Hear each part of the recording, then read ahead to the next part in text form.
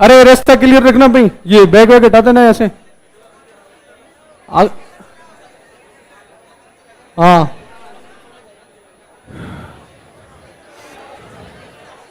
तो शेड्यूल के अंदर चेंज किया गया है। परीक्षित सियाग सर आपकी आज मोटिवेशनल क्लास लेंगे, इसलिए स्पेशल प्रोग्राम रखा गया है, जो कि आपकी क्लास के बीचों बीच धीरे धीरे वर्दी में सर पधार रहे हैं यहाँ पे।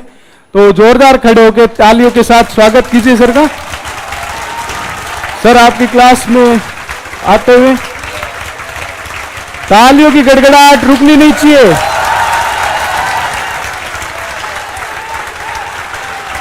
जोरदार तालियां होनी चाहिए।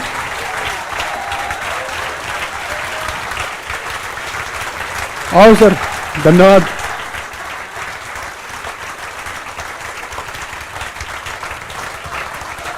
बैठो भाई बैठो।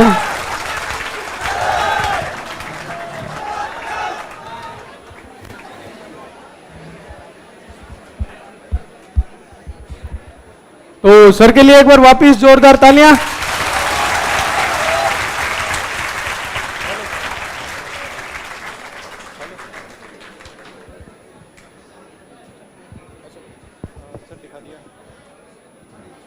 आप पानी मंगवा दीजिए। हाँ तो नवीन सर ने मना कर रखा था सर। इसको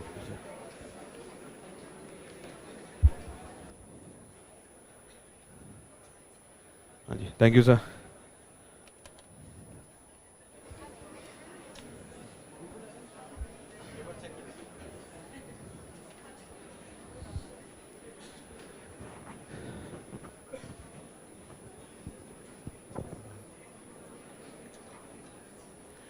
हाँ जी, आपका सेशन 5 बजे से था सर ने बताया, लेकिन राजस्थान सरकार ने रोक लिया था तो आ नहीं सके समय पे।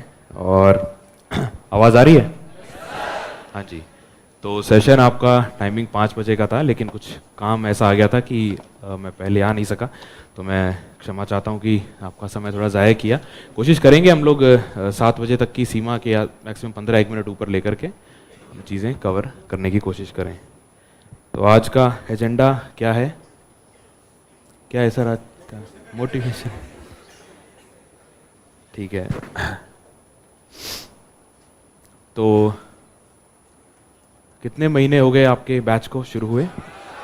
4 महीने, ठीक है।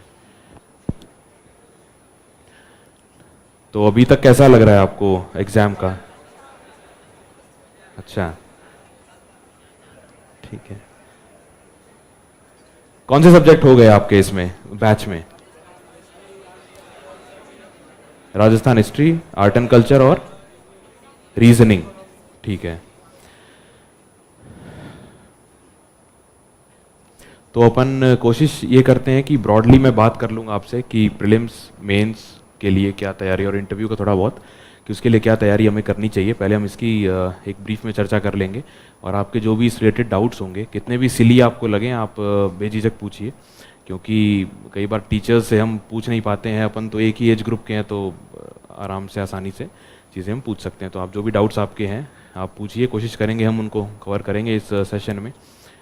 और इसके बाद मोटिवेशन की बात भी कर लेंगे थोड़ी बहुत, जो और रैंडम बातें भी अपन कुछ एक इधर उधर की इंटरेस्टिंग बातें भी कवर करेंगे।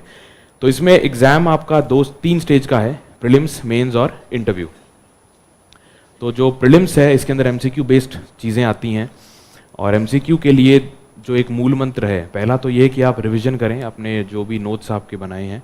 स्प्रिंग बोर्ड में आप आ रहे हैं, आपके यहाँ के नोट्स हैं, प्लस जो करंट अफेयर्स हैं आप उसको रिवाइज़ करें, पहली चीज़ वो है। और साथ में आप एमसीक्यूज़ की प्रैक्टिस करें जितनी ज़्यादा आप कर सकते हैं, क्योंकि जो आर्ट्स बैकग्राउंड के बच्चे हैं उन्हें थोड़ा सा ये नुकसान होता है कि यहाँ आने के पहले उन्होंने कभी एमसीक्यूज़ की प्रैक्टिस की नहीं होती है। तो ये एक इशू एक होता है जो हम फेस करते हैं। तो इसलिए आप प्रैक्टिस करें जितना हो सके। तो जैसे आपका जो भी सिलेबस या टॉपिक्स एक बार हो जाएं, तो आप एटलीस्ट 25-50 सवाल हर रोज़ आप सॉल्व करें, और एग्ज़ाम फिर इसको बढ़ा दीजिए। फिर एक 100 का पेपर आप 100 क्वेश्चंस का एक आप टेस्ट सॉल्व करने की कोशिश करें। फिर धीरे धीरे एक बार आपका सिलेबस पूरा हो जाए, तब आप एक पूरा पेपर जो 150 क्वेश्चंस का होता है वैसा क्वेश्चन आप सॉल्व करने की कोशिश करें। और एक रोमन सैनी सर का वीडियो है एमसीक्यू सॉल्व कैसे करना है, उसके ऊपर उन्होंने कुछ स्ट्रैटेजीज़ की बात की, कुछ टेक्निक्स की बात की है। उस वीडियो को आप अभी देख लें, आपको शायद यूट्यूब या अनअकैडमी किसी भी प्लेटफॉर्म पे मिल जाएगा, तो आप उसको अभी देख लें। और जो टेक्निक्स उन्होंने उसमें बताई है वीडियो में, वो टेक्निक्स आप अपने MCQ सॉल्व करने के दौरान उन्हें इस्तेमाल करें। तो इससे आपको ये समझ में आएगा कि MCQs अलग ऐसे हैं अन्य सवालों से, क्योंकि MCQ के अंदर आपका जो आंसर है आपके सामने है, जो 4 ऑप्शन है आंसर उसके अंदर ही है, उसके बाहर तो है नहीं, आपको बस उसे पहचानना है। तो पहचानने के लिए ज़रूरी नहीं है कि आपको उस टॉपिक का फुल एंड जो थ्रू आउट है आपको टॉपिक पता हो, ऐसा ज़रूरी नहीं है। अगर आपको पार्शियल नॉलेज भी है और उन टेक्निक्स का इस्तेमाल करके आप आंसर तक पहुंच सकते हैं। तो इसके लिए प्रैक्टिस कीजिए और उन टेक्निक्स को आप समझ करके यूटिलाइज करने का कोशिश करें। ये आपके प्रीलिम्स की बात है। इसके अलावा करंट अफेयर्स के लिए स्प्रिंग बोर्ड एकेडमी का करंट अफेयर्स का आता है, आजकल मैगजीन आती है, आप उसको फॉलो करें क्योंकि वो स्पेसिफिकली RAS के लिए बनी है, उसको आप फॉलो करें। प्लस आप एक काम और करें, जो पिछले साल के RAS के प्रीलिम्स के पेपर्स हैं वो उठा करके आप ये देखें कि उसमें करंट अफेयर्स के सवाल आ किस तरीके के रहे हैं। तो उसमें आप ये देखोगे कि कुछ एक सवाल उनके बहुत रिपीट होते हैं लगभग हर साल, they are very repetitive in nature. जैसे आपका जो कमिटीज़ हैं वेरियस हमारी विधानसभा के अंदर, उन कमिटीज़ के चेयरमैन के बारे में एक सवाल आता है, मैच दी फॉलोइंग करके, तो वो हर 2-3 साल में रिपीट हो रहा है, तो यानी कि वो हॉट टॉपिक हो गया। तो आपको कमिटी के चेयरमैन कम से कम याद करके जाने हैं। तो इस तरीके से यूल सी पैटर्न्स हैं उसमें, तो आपका करंट अफेयर्स की तैयारी आसान हो जाएगी। उसी तरीके से आप बाकी चीज़ें जो हैं, बाकी सब्जेक्ट्स हैं, उसके लिए भी आप प्रीवियस ईयर क्वेश्चन ज़रूर देखें। इसके लिए एक अच्छा एग्जाम्पल ये हो सकता है कि मान लीजिए मैं आपको NCERT की बुक दूँ एक ज्योग्राफी की पढ़ने के लिए कि आपको RAS की तैयारी इससे करनी है। तो अगर आपको ये नहीं पता है कि क्या पढ़ना है, तो आप पूरी बुक, पूरी page to page, cover to cover आप उस बुक को पढ़ेंगे। लेकिन अगर आप सिलेबस देख लेंगे तो आप ये पाएंगे कि अच्छा ये पूरी बुक तो मुझे पढ़नी ही नहीं है, मुझे कुछ स्पेसिफिक टॉपिक्स है वही पढ़ने हैं, मेरा सिलेबस तो वही है। फिर अगर आप, यानी आपका जो पूरी बुक की बजाय कुछ लिमिटेड टॉपिक्स आपको पढ़ने रह गए, सिलेबस देखने का फ़ायदा नंबर 1। तो इसलिए आप आज इस बात की गांठ बांध लें कि आपको बुक पूरी नहीं करनी है। हमारे को ये मुगालता होता है कि हम बुक उठा के ले आते हैं और हम बुक पढ़ने की कोशिश करते हैं। आपको बुक नहीं पढ़नी है, आपको सिलेबस कवर करना है उस पर्टिकुलर बुक से, राइट। तो ये पहली चीज़ है। तो आप सिलेबस देख लें तो इससे आपको अंदाज़ा लग जाएगा कि कौन से टॉपिक्स आपको करने हैं। सेकंड चीज़ ये है कि अगर आपने उन टॉपिक्स को देखने के बाद में अगर आप ये देख लें कि उन टॉपिक्स में से सवाल कैसे आ रहे हैं। फॉर एग्जांपल राजस्थान के और अयस्क जो है राजस्थान के, उस पर एक टॉपिक ज्योग्राफी में आपके है। अब आप उसका पूरा पढ़ने की कोशिश करेंगे, अच्छा कौन से और हैं, कहाँ हैं, कितने प्रकार के हैं, उस और की कितनी गुणवत्ता है, इत्यादि इत्यादि चीज़ें आप उसको पढ़ेंगे। लेकिन आप प्रीवियस ईयर क्वेश्चन उठाओगे तो आपको ये मिलेगा कि वो बस ये पूछते हैं कि मुख्य जो ओर्स हैं, राजस्थान को अजायबघर कहते हैं मिनरल्स का, 74-75 टाइप के मिनरल्स हमारे यहाँ मिलते हैं, पर आप ये देखोगे ये कुछ 4 या 5 स्पेसिफिक टाइप के मिनरल्स के बारे में ही पूछ रहे हैं।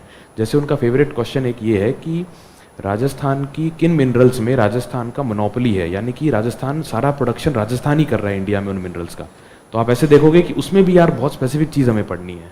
तो इसके लिए आप सिलेबस को और प्रीवियस ईयर क्वेश्चंस को ज़रूर देखें आपके हर एक सब्जेक्ट के लिए। तो इससे आपका काम बहुत ज़्यादा कम हो जाएगा, यानी कि जो शुरू में जो आप थोड़ी सी मेहनत करोगे आधे घंटे की, ये आपका काम बहुत ज़्यादा आसान बना देगी। तो ये आपको ज़रूर करना है। इसके अलावा मेंस की हम बात करें तो मेंस के अंदर ऐसा है कि मेंस में आप कितना पढ़ रहे हैं, क्या पढ़ रहे हैं, एग्जामिनर को नहीं पता है। एग्जामिनर को बस ये दिख रहा है कि जो 30-40 शीट का जो एक आंसर कॉपी उसके सामने आई है एग्जामिनर के, उस आंसर कॉपी में आपने कैसा लिखा है, आप कितने घंटे पढ़ रहे हो, नहीं पढ़ रहे हो, उसे नहीं पता है।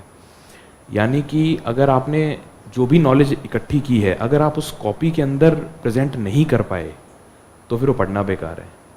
या फिर अगर आपने कम भी पढ़ा हो बेशक, लेकिन आपको ये टेक्निक अच्छे से समझ में आ गई है कि मैं इसको कम पढ़े हुए को बहुत अच्छे तरीके से कैसे वहाँ प्रेजेंट कर सकता हूँ, तो भी आप अच्छे नंबर ला सकते हैं। तो यानी कि पढ़ने के साथ साथ इम्पॉर्टेंट है आंसर राइटिंग। कल परसों हम एक सेशन ले रहे थे, आंसर राइटिंग का सेशन था। तो उस सेशन में हमने ये देखा कि 550 का शायद एनरोलमेंट था, लेकिन सिर्फ 25 लोग बैठे थे। तो मैंने उन्हें इस बात के लिए बधाई दी कि आप लोग सीरियस, कंपटीशन आप ही लोग हैं। क्योंकि जो व्यक्ति, क्योंकि किसी का कोई ऐसा नहीं है पानी का जहाज़ चल रहा है बड़ा उन्हें काम है, कोई काम नहीं है, लेकिन वो टेस्ट लिखने भी नहीं आ रहे हैं। टेस्ट लिखा है तो उसके सॉल्यूशंस जानने के वो इच्छुक नहीं है, इसका मतलब वो सीरियस नहीं है। ऐसा नहीं कि मेरी क्लास में आते तो कुछ सीरियस हो जाते, नहीं। पॉइंट इज दिस दैट उस 30-40 पेजेस में आपको अपना प्रेजेंटेशन सुधारना है, टारगेट आपका वो है, तो आपके 2 स्तंभ हो गए मेंस की पढ़ाई के। डिस्टर्बेंस आ रहा है कि आवाज़ आ रही है? जी, थोड़ा सा कम कर दो, शायद ज़्यादा तेज़ है। तो मेंस की पढ़ाई के 2 स्तंभ हो गए आपके, पहला आपका रिवीजन और दूसरा उस रिवीजन का जो पढ़ रहे हैं कंटेंट उसका प्रेजेंटेशन पार्ट। सो आपके 2 हिस्से हैं मेंस की तैयारी के। अब हम बात कर लेते हैं जो पहला स्तंभ है आपके मेंस का कि आप पढ़े कैसे। तो पढ़ने के लिए आप ये कीजिए कि आपको सिलेबस पता है, प्रीवियस ईयर क्वेश्चन पता है, आप क्वेश्चंस को निशान लगाइए, आइडेंटिफाई कीजिए कि पूछ क्या रहे हैं, किस तरीके की चीज़ें आपको उसमें पढ़नी है, नंबर 1। ये आप करने के बाद में जो आपके नोट्स हैं, मेरे ख्याल से स्प्रिंग बोर्ड के नोट्स अच्छे हैं, मैंने स्प्रिंग बोर्ड के नोट्स प्लस वैल्यू एडिशन मैंने मेरा किया था। आप शायद उस क्लास में थे ना, आंसर राइटिंग वाली में? आप नहीं थे क्या? आपके आगे आप नहीं थे? अच्छा ठीक है, आपके जैसा दिखने वाला एक था वहाँ पे। खैर, तो हाँ, मुझे वही लगा था कि बिना सिलेबस पूरे टेस्ट कैसे लिखा आपने। ठीक है, तो हाँ, तो स्प्रिंग बोर्ड के नोट्स मैंने रेफ़र किए थे और मैंने वैल्यू एडिशन किया था उसके अंदर। तो आप क्या करेंगे, आप स्प्रिंग बोर्ड के नोट्स उठा लीजिए, आप यहाँ आ ही गए हैं तो आप यहाँ के नोट्स ही रेफ़र करेंगे। तो आप उसमें बजाय मार्केट में अन्य नोट्स के पीछे भागने के, आप 2 में से एक काम कर सकते हैं। वैल्यू एडिशन कैसे करेंगे? इसके लिए या तो आप एक टैब खरीद सकते हैं, और नहीं अगर ख़रीदना चाहते, अगर आप अनकम्फर्टेबल हैं या जो भी कारण है, तो हमने भी यही किया था हम लोगों ने। आप एक फ़ोल्डर फाइल ख़रीद लीजिए जिसमें बीच में पेजेस ऐड हम कर सकते हैं, बड़े वाली अच्छी वाली, और आपके जो नोट्स हैं ना उसको पिन निकाल करके और उसमें छेद करके उसमें लगा लीजिए उस फाइल में। अब इससे फ़ायदा ये होगा, मान लीजिए आप एक टॉपिक पढ़ रहे हो, साइकोलॉजी, ये क्या है? अच्छा, कौन सा प्लस? पता नहीं यार। अच्छा ये, हाँ जी, इस पे लिखेगा? नहीं, वो स्क्रीन चालू करो। हाँ जी, क्या बात कर रहे थे हम? हाँ जी, तो मान लिया आपको वैल्यू एडिशन कैसे करना है आपके नोट्स में। फॉर इंस्टेंस आप पढ़ रहे हो टॉपिक साइकोलॉजी मेंस के अंदर है, राइट? तो साइकोलॉजी में आपके स्प्रिंग बोर्ड के नोट्स आपके पास हैं। कोई एक टॉपिक है, मान लीजिए इंटेलिजेंस का टॉपिक है, और ये आपके स्प्रिंग बोर्ड के नोट्स आपके सामने हैं। 2 या 3-4 बार आपने ये नोट्स पढ़ लिए, अब आपको उसमें वैल्यू एडिशन करना है।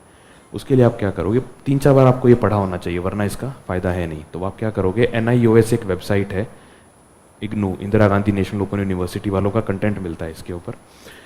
तो इसमें जो है सभी सब्जेक्ट्स के, हिंदी और इंग्लिश के अंदर ऑलमोस्ट एवरी सब्जेक्ट का उसमें नोट्स मिलेगा आपको।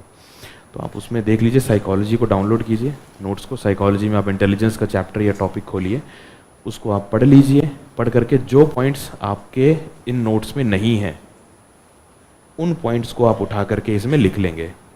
लेकिन क्योंकि आपने इसमें पेज ऐड कर सकते हैं, वरना तो जगह नहीं है ना। मान लीजिए रिटर्न नोटबुक, उसमें कितनी लाइनें लिख सकते हैं आप? 3 या 4 ज़्यादा आप नहीं लिख सकते। लेकिन आप उसमें अगर बीच में पेज ऐड कर सकते हैं तो आप कितनी भी इन्फॉर्मेशन उसमें डाल सकते हैं। तो ये है आपका वैल्यू एडिशन। इससे आपके नोट्स की क्वालिटी इंप्रूव हो गई, क्योंकि इस क्लास में जितने लोग बैठे सबके पास स्प्रिंग बोर्ड का है, प्लस और भी बैचेस चल रहे हैं।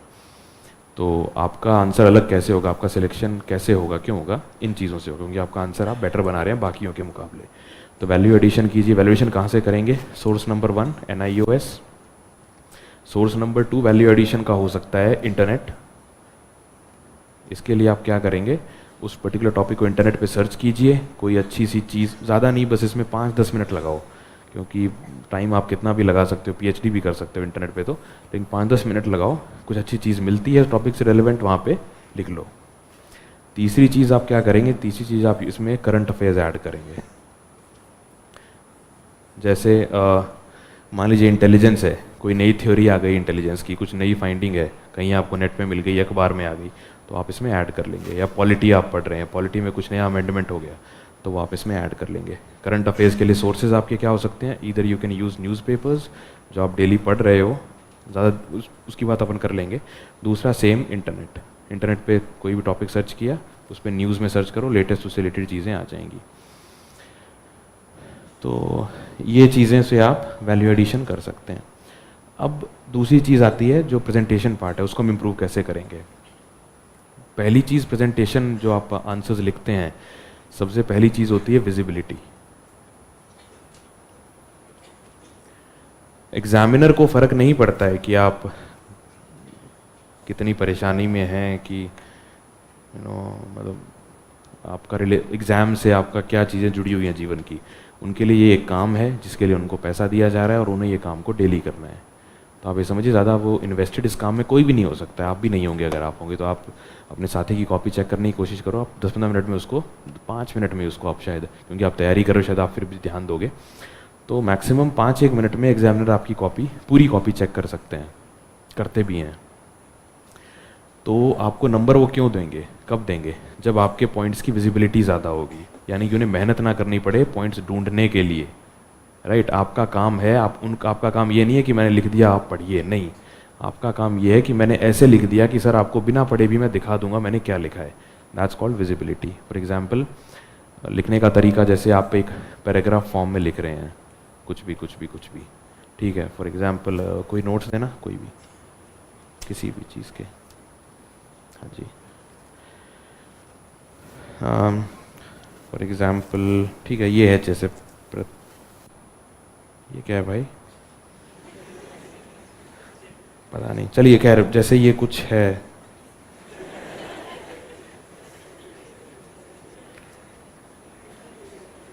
अच्छा ये है अशोक, क्या है, अशोक का धम्म। मान लीजिए इसके ऊपर आपके पास एक शॉर्ट नोट आ जाए लिखने के लिए, अशोक का धम्म। तो आपके पास दो ऑप्शन क्या है कि अशोक का धम्म, जैसे इन्होंने पॉइंट वाइज लिखा है कि अशोक की आचार संहिता थी, इसका बौद्ध धर्म से कोई संबंध नहीं था, इसमें थोड़ा बहुत प्रभाव बौद्ध धर्म का भी था, और द्वितीय वृहत स्तंभ में धम्म की परिभाषा मिलती है। ये 5 लाइनें हैं। अब अगर इन लाइनों को ये रनिंग में भी लिख सकते हैं, इसका बौद्ध धर्म से कोई वास्ता नहीं था, इत्यादि इत्यादि इत्यादि इत्यादि इत्यादि। या फिर मान लीजिए बौद्ध धर्म जो धम्म जो था अशोक का, उसमें कुछ एक पॉइंट्स भी थे कि आप नौकरों से अच्छा व्यवहार करेंगे, अपने माता पिता की सेवा करेंगे, इस तरह की बहुत बेसिक सी बातें थी उसमें धम्म में, कुछ बहुत धार्मिक चीज़ें नहीं थी। वो एक कोड ऑफ कंडक्ट था जनरल लाइफ के लिए कि मेहमानों की सेवा करो, गरीबों पे दया करो, इत्यादि इस तरह की, झगड़ा मत करो, लड़ाई मत करो, धर्म के नाम पे मत लड़ो, इस तरह की उसमें बेसिक बातें थी। तो अगर मैं उन सब बातों को रनिंग में लिखूंगा तो आप जब तक उसको पढ़ेंगे नहीं, आपको समझ में नहीं आएगा पूरा पढ़े बिना कि इन्होंने क्या लिखा है। लेकिन अगर आप ये करते हैं, जैसे आपकी ये लाइंस हैं, इसमें आप पॉइंट नंबर 1, इसका कोई धार्मिक वो नहीं था, पॉइंट नंबर 2, तो इससे आपके पॉइंट की विजिबिलिटी बढ़ गई। एक साइकोलॉजिकल प्रभाव क्या पड़ता है, अगर आपने एक पैराग्राफ लिखा हुआ है तो आपको पता नहीं कितनी इन्फॉर्मेशन उसके अंदर स्टोर्ड है, लेकिन अगर आप 5 पॉइंट लिख देंगे ना, 1 2 3 4 5 नंबरिंग कर देंगे, नंबरिंग इसका पहला एस्पेक्ट है, नंबरिंग या फिर पॉइंटर्स। तो इससे एक साइकोलॉजिकल प्रभाव पड़ता है कि इस व्यक्ति को बहुत ज़्यादा आता है और इसने कितना उसको वो किया। पहली चीज़ ये है, ये हो गई विजिबिलिटी की बात। पहली चीज़ हमने क्या बात की आपकी, नंबरिंग और पॉइंटर्स। दूसरी थिंग है, जो आपने कोई भी इंपॉर्टेंट फैक्ट या कुछ भी इंपॉर्टेंट डेटा अगर आपने उसमें डाला है तो आप उसको अंडरलाइन मत करो, क्योंकि यार ये अपने RAS की कॉपीज़ पहले ही लाइंड होती हैं, आपने देखी होंगी, तो उसमें अगर मैं अंडरलाइन करूँगा तो वो इतना दिखेगा नहीं अच्छे से, तो आप इसको बॉक्स कर दीजिए। राइट, जैसे 23.32% कुछ डेटा है मान लीजिए, तो उसको बॉक्स कर देंगे तो उन्हें दिख जाएगा कि हाँ इन्होंने कुछ डेटा लिखा है जो आप दिखाना चाह रहे हो। राइट, कुछ लोग अलग अलग पेन इस्तेमाल करते हैं, कुछ लोग हाइलाइटर भी इस्तेमाल करते हैं, तो मेरे ख्याल से ऐसा मत करना, क्योंकि ऐसा सुना है मैंने कि वो स्कैन होकर मोनोक्रोमैटिक ब्लैक एंड वाइट में जाती है कॉपी, तो हाइलाइटर तो सब कवर हो जाएगा और कलर्ड पेन सब एक जैसे दिखेंगे, तो वो मेहनत मत करना। ये वाले पॉइंट्स ये यूज़ करना, बॉक्सिंग यूज़ कर देना। ठीक है, आपका जो भी हेडलाइंस है, जैसे आपका 10 मार्कर क्वेश्चन है कोई, तो 10 मार्कर में अगर कुछ आप वो यूज़ कर रहे हैं, क्या सब हेडिंग्स हैं अगर आपकी, तो 10 मार्कर में जैसे 2 या 3 पार्ट्स होते हैं आमतौर पे, 2 पार्ट्स तो हो ही जाते हैं, 3 तो नहीं होते हैं। तो अगर 3 पार्ट्स हैं ना, तो आपको एग्जामिनर को आंख बंद करके भी दिखना चाहिए कि यहाँ पहले पार्ट का आंसर है, यहाँ दूसरे पार्ट का आंसर है, चाहे तो बीच में एक पैरा छोड़ दें आप, चाहे एक हेडलिंग डाल करके उसको बॉक्स कर दें। राइट, उन्हें ये समझ में आना चाहिए कि 2 पार्ट है, दोनों इसने लिख लिए हैं, ऐसा नहीं उन्हें ढूंढना पड़ रहा है कि दोनों पार्ट लिखे हैं कि नहीं लिखे हैं। This is visibility. ठीक है, और बॉक्सिंग हो गई, विजिबिलिटी हो गई। ठीक है, दूसरा जो आंसर राइटिंग का वो ये है कि अगर एक कॉपी अगर आप उठाते हैं, जैसे ये देखिए इन्होंने अच्छे से बॉक्सिंग वगैरह आपने की, एग्जाम में किसका था, आपका था ना, एग्जाम में ऐसे ही करना। एक कलर्ड पेन की ज़रूरत नहीं है, ये आपका रिवीजन के लिए काम का हो सकता है, बट वहाँ पे वो कलर्ड पेन काम नहीं आएगा। बट बॉक्स आप अच्छा कर रहे हो, इसको आप कंटिन्यू करो। दूसरी चीज़ इसमें ये है कि क्या कह रहे थे अपन, यस, डायग्राम्स। अगर आप एक बुक लेकर के आते हैं मार्केट जिसमें रनिंग पैराग्राफ, रनिंग लाइंस है, it will be boring, right. लेकिन अगर आप एक ऐसी बुक लेकर के आते हैं जिसमें डायग्राम्स हैं, फ्लो चार्ट्स हैं, यू नो, एक विजुअल फॉर्म में इंफॉर्मेशन दी गई है, तो एक आपने सुना ही होगा कि हम जो ह्यूमंस हैं, हमारा जो हार्ड वायर्ड है, बायोलॉजी हमारी हार्ड वायर्ड है, विजुअल उसके लिए, पढ़ने के लिए उतनी नहीं है, तो इसलिए हमें देखने वाली चीज़ ज़्यादा याद रहती है, राइट। आपको सेम ट्रिक यूज़ करनी है, draw diagrams, draw flow charts wherever possible. कैसे, एक एग्जाम्पल देता हूँ आपको।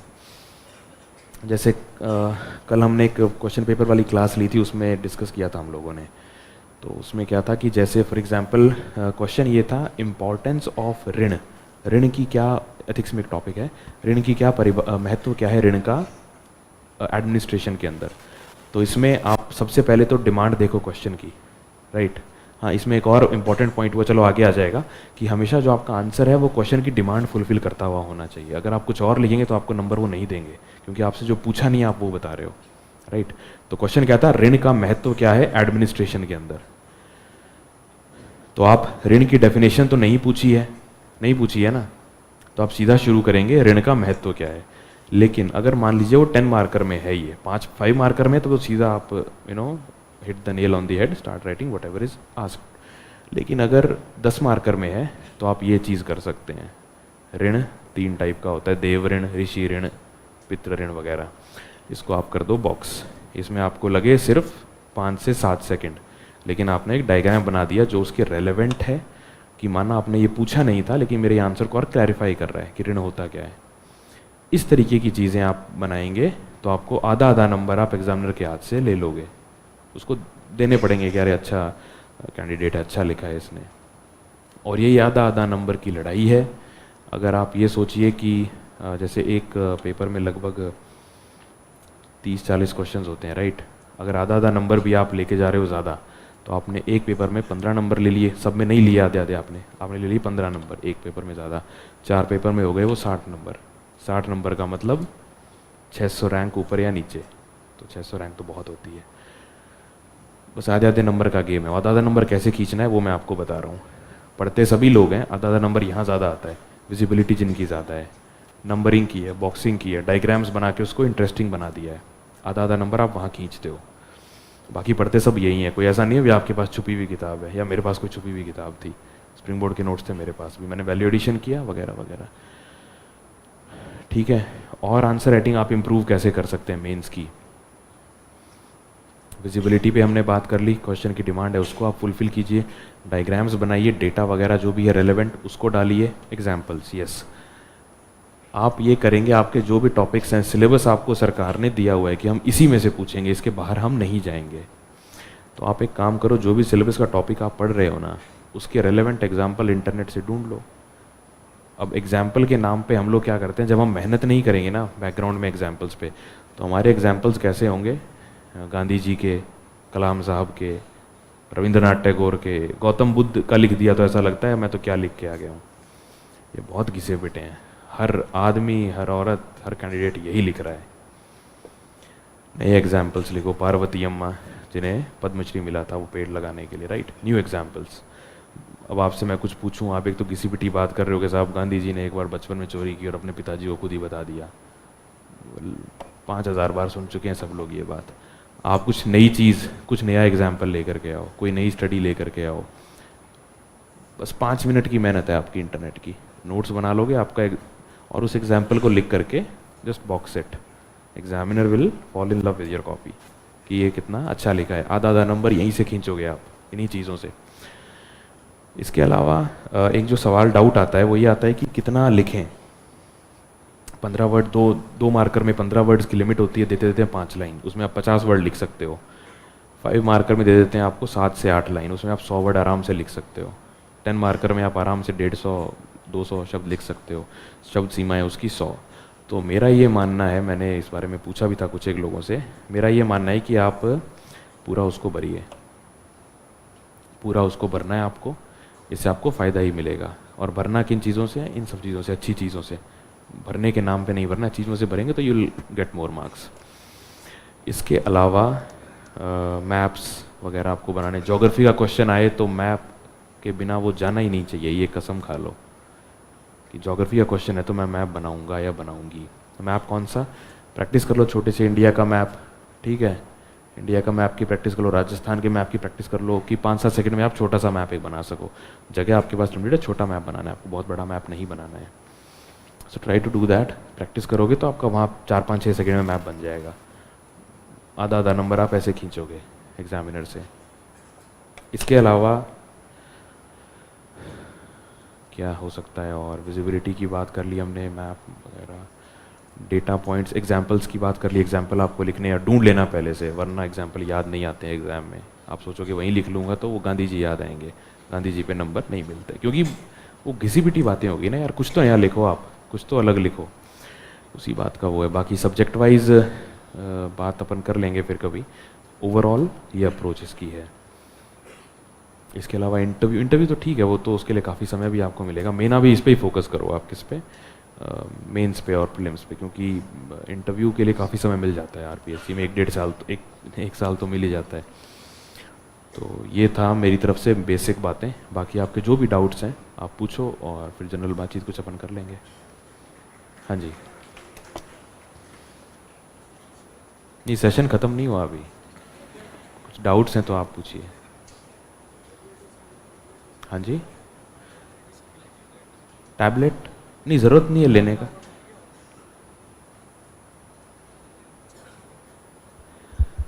हाँ, तो आपको 3 सोर्स है ना वैलिडेशन के, NIOS की बुक्स, करंट अफेयर्स और इंटरनेट। हाँ जी, गुड इवनिंग सर। हाँ जी, मेरा क्वेश्चन ये है कि जैसे सिलेबस चल रहा है तो जो साथ साथ पढ़ रहे हैं उसको तो बार बार रिवाइज कर रहे हैं, हालांकि पिछले वाले को मतलब उसके अप्रोच बनाने की कोशिश कर रहे हैं, लेकिन फिर भी आगे वाला हो रहा तो पीछे वाला छूट रहा। उसके लिए प्रॉपर क्या रणनीति आपने अपनाई जो मतलब पीछे वाले सिलेबस की छूटे नहीं? जैसे कि इकोनॉमी हो गया हमारा, उसको 1.5 महीना हो गया है, तो मतलब वो उसको भी हम साथ लेके चले, उसके लिए मतलब देखो ये दिक्कत आती है क्योंकि आपकी क्लासेस चल रही हैं तो आप क्लासेस का शेड्यूल फॉलो कर रहे हो। अब जैसे पहले इकोनॉमिक्स हो गई, आपने उस टाइम पढ़ी, आपको समझ में आ गई, याद हो गया। अभी शायद आर्ट एंड कल्चर चल रहा है तो आप उसको कर रहे हो, तो इसलिए ज़्यादा पैनिक नहीं करना है। इसमें आपने एक बार चीज़ें समझ ली है ना, तो वो आपको जब रिवीजन करोगे तो उसी के लिए रिवीजन होता है, राइट? तो आप वो इतना फेथ रखो, वो हो जाएगा। ज़्यादा परेशान नहीं होना उसके लिए। अगर बहुत ज़्यादा ऐसी कोई तो एक टेक्निक होती है, आप चाहो तो यूज़ कर सकते हो समय के हिसाब से। वो क्या होता है, अल्ट्रा फैक्चुअल चीज़ें जो होती है ना, उनको याद करने के लिए एक टेक्निक मैं यूज़ किया करता था, आप भी कर सकते हो। दिन में 20-20 मिनट के 2 सेशन रखो, उसके अंदर जो अल्ट्रा फैक्चुअल चीज़ें हैं, जैसे राजस्थान में नदियों के नाम, नदियों की जो ट्रिब्यूटरीज़ हैं, उद्गम स्थल, लंबाई वगैरह, ये सब चीज़ें पूछ लेते हैं, उन सब के नाम, ओर्स कहाँ मिलते हैं मिनरल्स के वगैरह, ये अल्ट्रा फैक्चुअल चीज़ें हैं। तो आप इन चीज़ों को डिवाइड कर लीजिए कि जैसे अब मैं राजस्थान की सारी नदियों के उद्गम और ये सब याद करूँगा, 20 मिनट देने हैं, जितनी नदियाँ हो जाएँ ठीक है, बाकी कल परसों परसों ऐसे करके। तो 5-7 दिन में आप एक टॉपिक उठा के पूरा कर दोगे, फिर अगला उठाओ, अगला उठाओ, अगला उठाओ, धीरे धीरे 2-3 महीने में आपको सब याद हो जाएगा। तो ये सब अल्ट्रा फैक्चुअल चीज़ें जो हैं, जो लगातार रिवीजन चाहिए, उसके लिए आप ये टेक्निक यूज़ कर सकते हो, ठीक है। दूसरा एक और टेक्निक होती है रिवीजन की, वो ये होता है कि एक कर्व होता है हमारा, जो मेमोरी कर्व जिसको कहते हैं। उसमें क्या होता है, मैंने जो आज पढ़ा है वो मैं 24 घंटे में उसको मैं 90% कोई भी व्यक्ति भूल जाएगा। That's how our memory works, ठीक है। जैसे आज मैंने पढ़ा है तो 24 घंटे में ये 90% मैं भूल जाऊंगा। हेलो सर, कौन? हाँ जी, सर ऐसा मोटिवेशन, डेडिकेशन, पैसेंस दो कि सर फर्स्ट चांस में आरपीएससी निकाल लें। चलो कोई बात नहीं, पहले इसको डिस्कस कर लेते हैं अपन। तेरे को बोल रहा हूँ रुक रुक फिर भी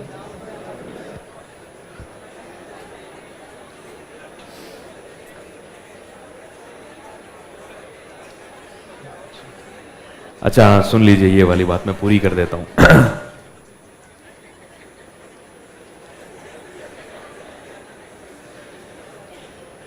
तो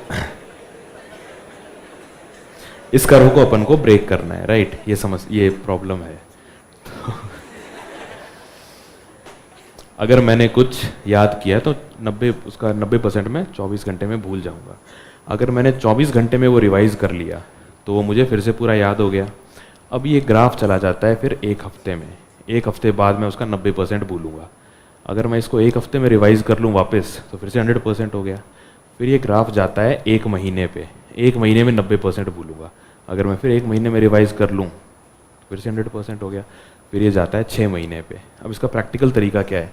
प्रैक्टिकल तरीका इसका ये है कि आप एक डायरी मेंटेन कर सकते हो कि मैंने जो भी चीज़ें पढ़ी हैं, फॉर एग्जांपल मैं आज क्या तारीख है, आज 12 है, ठीक है, 12/12 को मैं कुछ पढ़ रहा हूँ, तो मेरी डायरी में मैं जो होता है ना डेट वाला, उसमें 19/12 को मैंने हेडिंग बना दी कि 19/12 को मैं अशोक के धम्म के बारे में पढ़ूंगा, क्योंकि मुझे इसको एक हफ्ते में रिवाइज करना है, राइट। फिर 12 जनवरी को मैंने एक नोट डाल दिया कि मुझे अशोक के धम्म को रिवाइज करना है।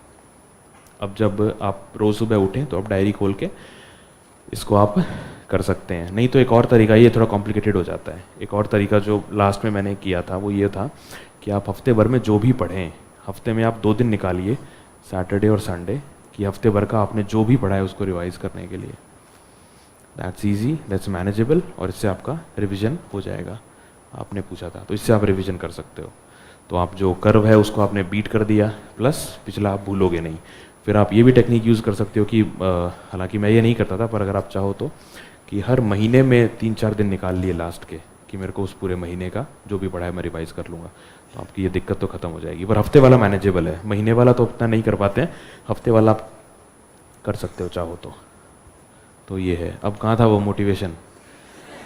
हाँ जी, क्या सवाल था? कि ऐसा मोटिवेशन मिल जाए कि आरपीएससी पहले अटेम्प्ट में। देखो यार, मोटिवेशन जो है ना, वो सैड ट्रूथ इज़ कि बाहर का लिया हुआ मोटिवेशन आपको ज़्यादा दिन चलेगा नहीं। वो एक कहावत है ना, भी उठाईडी कुत्ती शिकार कौन मरे।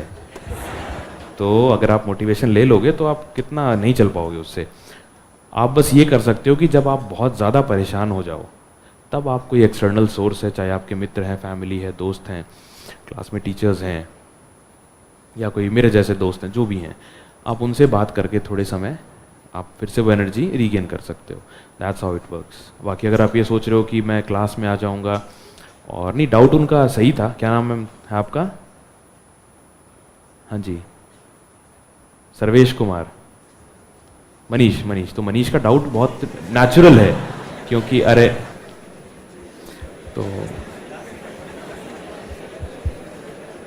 तो मनीष, इनका डाउट बहुत नेचुरल है कि होता ही है ना यार, कि एक बेचैनी होती है कि जल्दी से बन जाएं। तो बात इनकी बहुत अच्छी है, लेकिन बाहर का मोटिवेशन आपको ज़्यादा दिन नहीं चला पाएगा, आपको अंदर ही मोटिवेशन लाना पड़ेगा। अंदर का मोटिवेशन कहाँ से आएगा?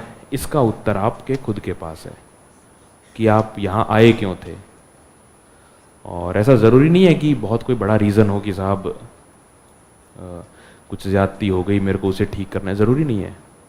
नॉर्मल एक अच्छा जीवन आप जीना चाहते हो, आपको ऐसा लगता है कि आप प्रशासनिक सेवा में, जो कि ये समाज में एक अच्छी इज्जत है, ताकत भी है, अथॉरिटी भी है कि आप कुछ काम कर सकते हैं, आपको अथॉरिटी चाहिए, आपको वो काम करना है।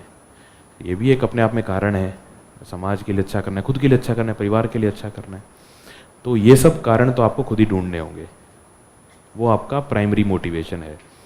फिर आपको छोटी मोटी दिक्कतें कभी आ रही हैं, कभी परेशान हो गए, तो आप उसके लिए कोई बात नहीं, डोंट वरी, जस्ट हफ्ते में 1 दिन का ब्रेक लो, 5-6 दिन अच्छे से पढ़ो, 1 दिन का ब्रेक लो, ज़रूर लेना आप लोग, क्योंकि आपको फिर लंबा तैयारी करनी है आपको। बहुत से लोग शायद ग्रेजुएशन के अंदर ही होंगे अभी, तो वे एलिजिबल भी नहीं होंगे या जैसे भी है, तो आप अपनी उसके हिसाब से 1 दिन का ब्रेक लें आप, जिसमें आप कंप्लीटली रिलैक्स करेंगे। इससे ये होगा कि आप रिचार्ज हो जाएंगे मंडे को, जब आप दोबारा तैयारी शुरू करेंगे। तो ये आप फॉलो करना, ये मैं सोचना 1 दिन ख़राब हो रहा है, कुछ नहीं हो रहा है, बहुत लंबा चल रहा है, मैराथन दौड़नी है अभी। तो ये चीज़ है। और कभी भी परेशान हो, निराश हो, तो अपने पेरेंट्स से बात करो, दोस्तों से, अच्छे दोस्त होते हैं उनसे बात करो, कोई टीचर्स से बात करो, आपको जो भी लगता है मोटिवेट कर सके, कोई भी हो सकता है, दोस्त, रिश्तेदार, कोई भी हो सकता है। जैसे एक मनीष की बात से बात याद आई कि जब मैं यूपीएससी की तैयारी शुरू की थी मैंने, और आरएएस का तो मैंने बहुत बाद में दिया था, तो शुरू में शायद दूसरा अटेम्प्ट था, तो हुआ नहीं था मेरा, तो मैं हो गया परेशान। मैंने कहा कि मैं बाज़ार गया और मैंने बैंक पीओ का फॉर्म भर के मैं घर आ गया। मैंने कहा पापा बैंक का फॉर्म हो गया, अब नहीं हो रहा तैयारी, क्योंकि मेरी मेहनत में कमी नहीं थी, डायरेक्शन थोड़ी सी चूक थी। तो मुझे लगा कि यार जिनको मुझसे कम नॉलेज है वो लोग क्लियर कर रहे हैं, ये कर रहे हैं, मैं क्यों नहीं कर रहा हूँ। तो पापा ने मुझे एक ही लाइन कही थी कि बस इतना ही था क्या, हो गया। तो वो मेरे को बात कहीं चुभ गई थी, मैं यार इतना तो नहीं था। तो नो समथिंग्स लाइक दैट जो, और उसके बाद कभी फिर मैंने ये तो नहीं मन में आया कि छोड़ दूंगा तैयारी। उसके बाद भी कई बार निराशा झेली, बहुत परेशान, मतलब पढ़ पढ़ के परेशान हो गए, रिजल्ट नहीं आ रहा है, इंटरव्यू दिया, इंटरव्यू में नहीं हुआ, लगातार दो इंटरव्यू दिए, नहीं हुआ। लेकिन मुझे वो बात हमेशा याद रही थी कि बस इतना ही था क्या। तो इस तरह की कोई भी चीज़ आपके जीवन में हो सकती है, वो आपको मोटिवेट कर सकती है, पर मेन वो ये आग आपके अंदर से ही आएगी। बाहर की आग, जैसे फॉर एग्जांपल अब कोई रिश्तेदार कुछ बोल देता है, ये बोल देता है, आमतौर पे सुनने में मिलता है, होते हैं यार बेवकूफ़ लोग दुनिया में हर जगह मौजूद हैं। एक मेरे साथ भी हुआ था, मेरा एक कोई कज़न था, उसका हो गया था स्टेट वाले में, तो मैं उस समय इतना ध्यान देता नहीं था स्टेट पे, तो उसका हो गया था। तो कोई रिलेटिव आए और बोले कि वो तो बहुत इंटेलिजेंट है, उसका हो गया, उसका देखना आईएएस भी हो जाएगा। तो कुछ नहीं बोला मैं, और इट्स इंसल्टिंग राइट, मैं कोई आपके मुंह पे ये कह रहा है कि वो इंटेलिजेंट है, उसका हो गया, मतलब मैं क्या हूँ, ठीक है, वो थोड़ी ही हूँ। तो बहुत बुरा लगा, बहुत गुस्सा आया, लेकिन याद है मुझे रात में कभी नींद आती थी, मेरे को बात याद आ जाती थी अपने आप, सोना तो नहीं है। ठीक है यार, हर एक का अपना लर्निंग कर्व है, हर एक का अपना तैयारी का वो है, समय आप किसी को कम ज़्यादा लग सकता है, बट ड्रिवन रहो, मोटिवेटेड रहो, परेशान मत हो, लंबी दौड़ है यार। जस्टिस करो अपनी पढ़ाई से, अपने शेड्यूल से जो आपने बनाया है, अपने जो सपने हैं, आपके खुद के सपने हैं, पेरेंट्स के सपने, उनसे जस्टिस करो। कोई ज़्यादा लंबी चौड़ी बात है ही नहीं, समय लग जाता है, भाग्य कह लो, तैयारी की चूक कह लो, तो परेशान नहीं होना है, बस उसको आप चीज़ों को करते चले जाएं, you will get it done. और इसके अलावा जो एक दो और बातें हैं वो ये हैं कि जैसे अभी ठीक है, यू आर ऑल यंग, तो डिस्ट्रैक्शन इस एज में हम सभी को होते हैं, तो इसके लिए यही है कि आप एक हॉबी चुन लें पॉजिटिव, क्योंकि जब हमारे पास खाली समय होता है ना, तो एक वो कहावत है, खाली दिमाग शैतान का घर। तो smoking, drinking etcetera, all these things we do when we don't have anything to do. जब हम कुछ कर रहे होते हैं तो हमारे दिमाग में इतना विचार नहीं आता है कि ये सब चीज़ें करें। तो आप एक पॉजिटिव हॉबी ढूंढ लें, कोई भी हॉबी हो सकती है, वो आपको उसमें भी काम आएगी। एक सेकेंड यार,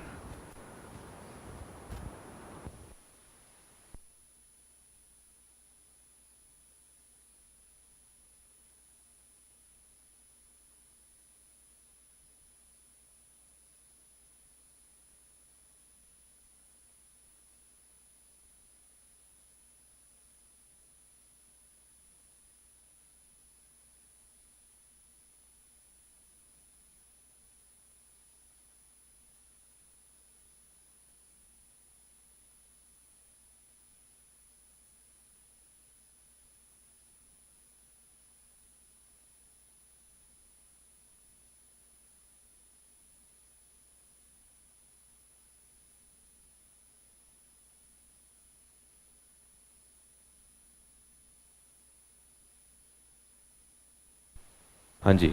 तो तो आइडियलिस्टिक बात मैं आपको कुछ कह दूं कि आप ये मत करो, वो मत करो, वो नहीं है। आइडियल बात पॉसिबल है नहीं, all these things are very common these days. बस ये है कि आप जो भी ऐसी कोई मित्रता दोस्ती करें, वो दोस्ती आपकी तैयारी में बाधक न बने, सहायक बने। और ऐसी दोस्तियां होती हैं, ऐसे रिलेशनशिप्स पाए जाते हैं जहाँ पे जो आपका साथी है, they do not distract you, they do not waste your time. अगर आप उन्हें बोलते हैं कि यार मुझे पढ़ना है, तो आपको मोटिवेट करते हैं और they don't ask you to waste your time. तो ऐसे लोगों को चुने, हाँ, जो आपको पता ही है पैदा ही समय खराब करने के लिए हुआ है या हुई है, उनसे रहें दूर।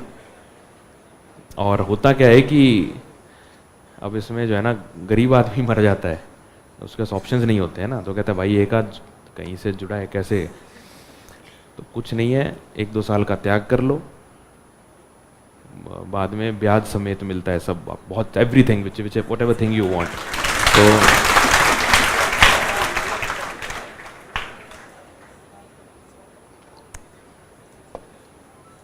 राइट, तो ये सब परेशान मत होना ज़्यादा कि ये तो कोई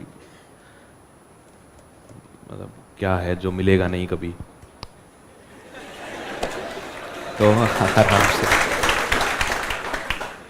ठीक है, तो इस तरीके की चीज़ें आप ध्यान रखें कि जहाँ भी इस तरह का समय खराब करने वाला कोई भी डिस्ट्रैक्शन हो उसको आप जीवन से 1-2 सालों के लिए हटा दें, and you will be very thankful you did that.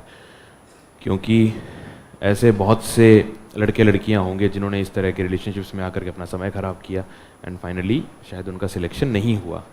तो आज कोई फ़र्क पड़ता है क्या कि क्या है क्या नहीं है, तो ये चीज़ें ध्यान रखें थोड़ी सी। दूसरा क्या डिस्ट्रैक्शन हो सकता है कि आप यहाँ आते हैं, तैयार होने में समय लगता है वगैरह। तो एक कोटेशन मैंने पढ़ा था कहीं पे कि कोटेशन ये था, हालांकि इतना फॉलो मैं तो नहीं कर पाया उसको, but still I tell you. वो कोटेशन ये था कि मैंने आज कौन सी जीन्स पहनी है मैंने, या आज कौन सा कलर का स्वेटर पहना है या क्या पहना है, 5 साल बाद ये चीज़ मायने नहीं रखेगी। मायने सिर्फ ये रखेगा कि मैंने इस समय को यूटिलाइज़ कैसे किया। अब मैं स्प्रिंग बोर्ड में आता था, अब चाहे मैं फटी बनियान में आता था, चाहे मैं हीरो बन के आता था, मैटर करता है क्या? नहीं करता। मैं इतना फॉलो कर नहीं पाया इसको, आप लोग हो सके तो कर लेना। ठीक है, so these things don't matter. पढ़ने आए हो, क्योंकि पता है ये सब डिस्ट्रैक्शंस है ना यार, these things add up to it. आप समय उसमें ज़ाया करते हो, ये वो, कल जाना है, क्या पहनूँ, whatever these things are. तो ज़्यादा परेशान नहीं होना है, पढ़ने के मकसद से आए हो, 2 साल बाद बहुत मिलेगा ये सब। तो जस्ट डू ऑल दैट। अब मेरे को बड़ी नाइसली ट्रिम्ड दाढ़ियाँ दिख रही हैं, तो समय के लगाया है तभी वो इतनी अच्छी ट्रिम्ड है, राइट? तो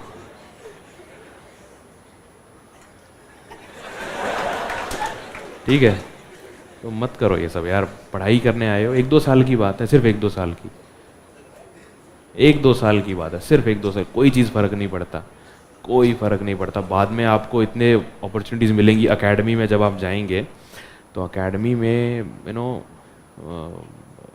सूट्स पहनो, आप अच्छे जीन्स जैकेट में रखा गया है, सूट्स पहनो, डेली पहनो, टाई पहनो, ब्लेज़र पहनो। Academy will give you opportunities. उनका कोड ही होगा कि आपको ब्लेज़र पहनना है, या वुमेन है तो प्रॉपर साड़ी पहननी है, अच्छा जो भी कुछ डिज़ाइनर थिंग्स। तो ये सब शौक पूरे करने के समय मिलेगा आपको, बहुत मिलेगा। घूमने जाओगे आप, अगर ठीक है, मैं ये नहीं कह रहा हूँ अपने शौक, कुछ आपकी इच्छाएं हैं तो उन्हें मार दो कि घूमने नहीं जा रहा हूँ, कहीं नहीं जा रहा हूँ, नहीं, आराम से जाओ, रेगुलर वे में जाओ, लेकिन आपकी पढ़ाई के आड़े ना आए। भी होता है ना कि आपको एग्ज़ाम छोड़ के अगर आप सैर सपाटे पे जा रहे हो दोस्तों के साथ, वो मत करो। बिल्कुल आप खुश हो कि अपनी ग्रोथ से। अब इसका एक मेजरमेंट क्या होगा कि आप अच्छा कर रहे हो कि नहीं। आप जो टेस्ट सॉल्व कर रहे हैं उसमें आपका स्कोर क्या आ रहा है, आपकी रैंक क्या आ रही है, वो आपका बेंचमार्क है। अगर आपका वो बहुत अच्छा आ रहा है, इसका मतलब आप अच्छा कर रहे हो। अच्छा कर रहे हो तो रिवॉर्ड करो अपने आप को, चले जाओ घूमने, जो भी आपका है। और हफ्ते में एक दिन का ब्रेक ज़रूर लेना, it will help you in the long run. और क्या है बताओ, और मोटिवेशन के बारे में क्या बात कर सकते हैं अपन।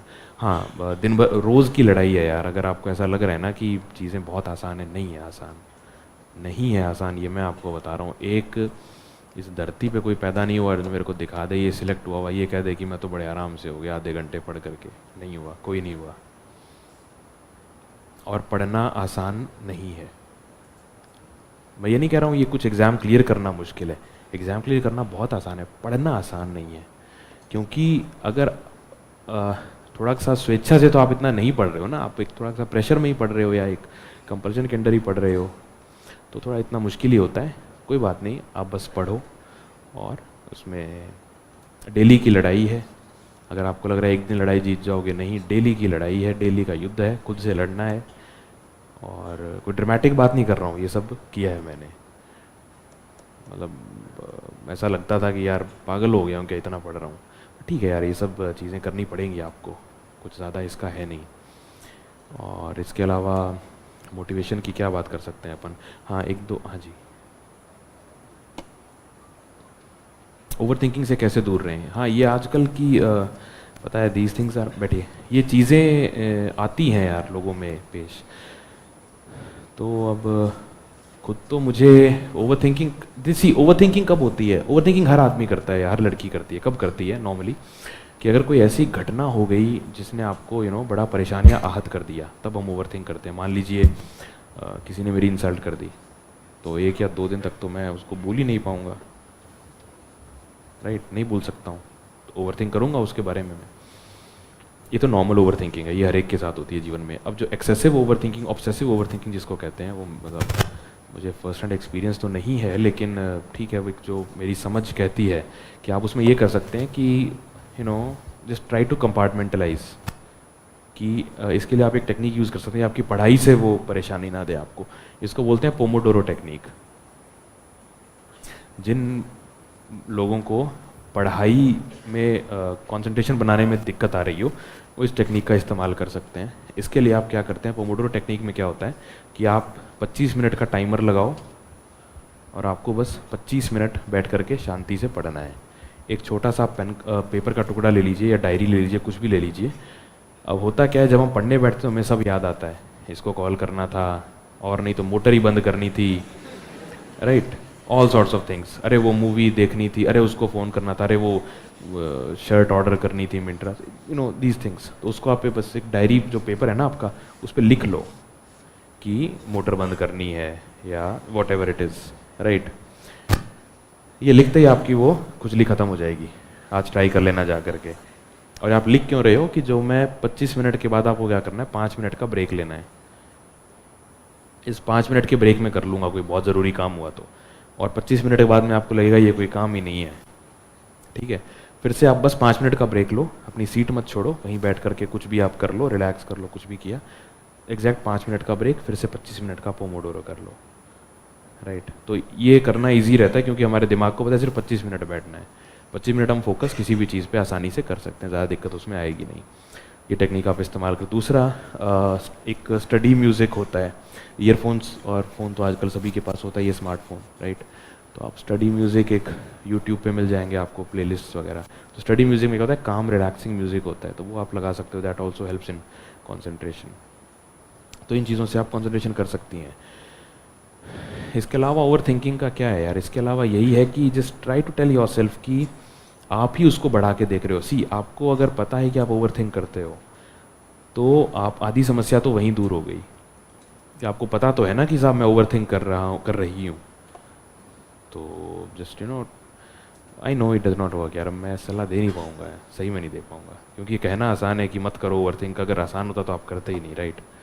तो आप इस तरह की टेक्निक्स यूज़ कर सकते हो। मेरा दिमाग तो यही कह रहा है। बाकी अगर कोई शर्म की बात नहीं, अगर आपको ज़्यादा दिक्कत आए तो you can seek professional help. मैं ये नहीं कह रहा आपको ज़रूरत है, पर अगर पढ़ाई में बाधक बन रही है तो आप इसका नहीं, हंसने की बात नहीं है यार, ये सब चीज़ें बहुत नॉर्मल हैं। अपने घरों में आप देखेंगे होंगी, किसी को होगी, दूर के नज़दीक के रिश्तेदारों में होगी, खुद को ही होगी, तो हंसने की बात नहीं है। मेंटल हेल्थ, पता है यही तो समस्या है ना कि हम लोग मेंटल हेल्थ क्यों नहीं सीख करते हैं, क्योंकि लोग बोलते हैं ये दिक्कतें हैं। तो इस तरह का। हाँ जी, और कोई सवाल? हाँ जी।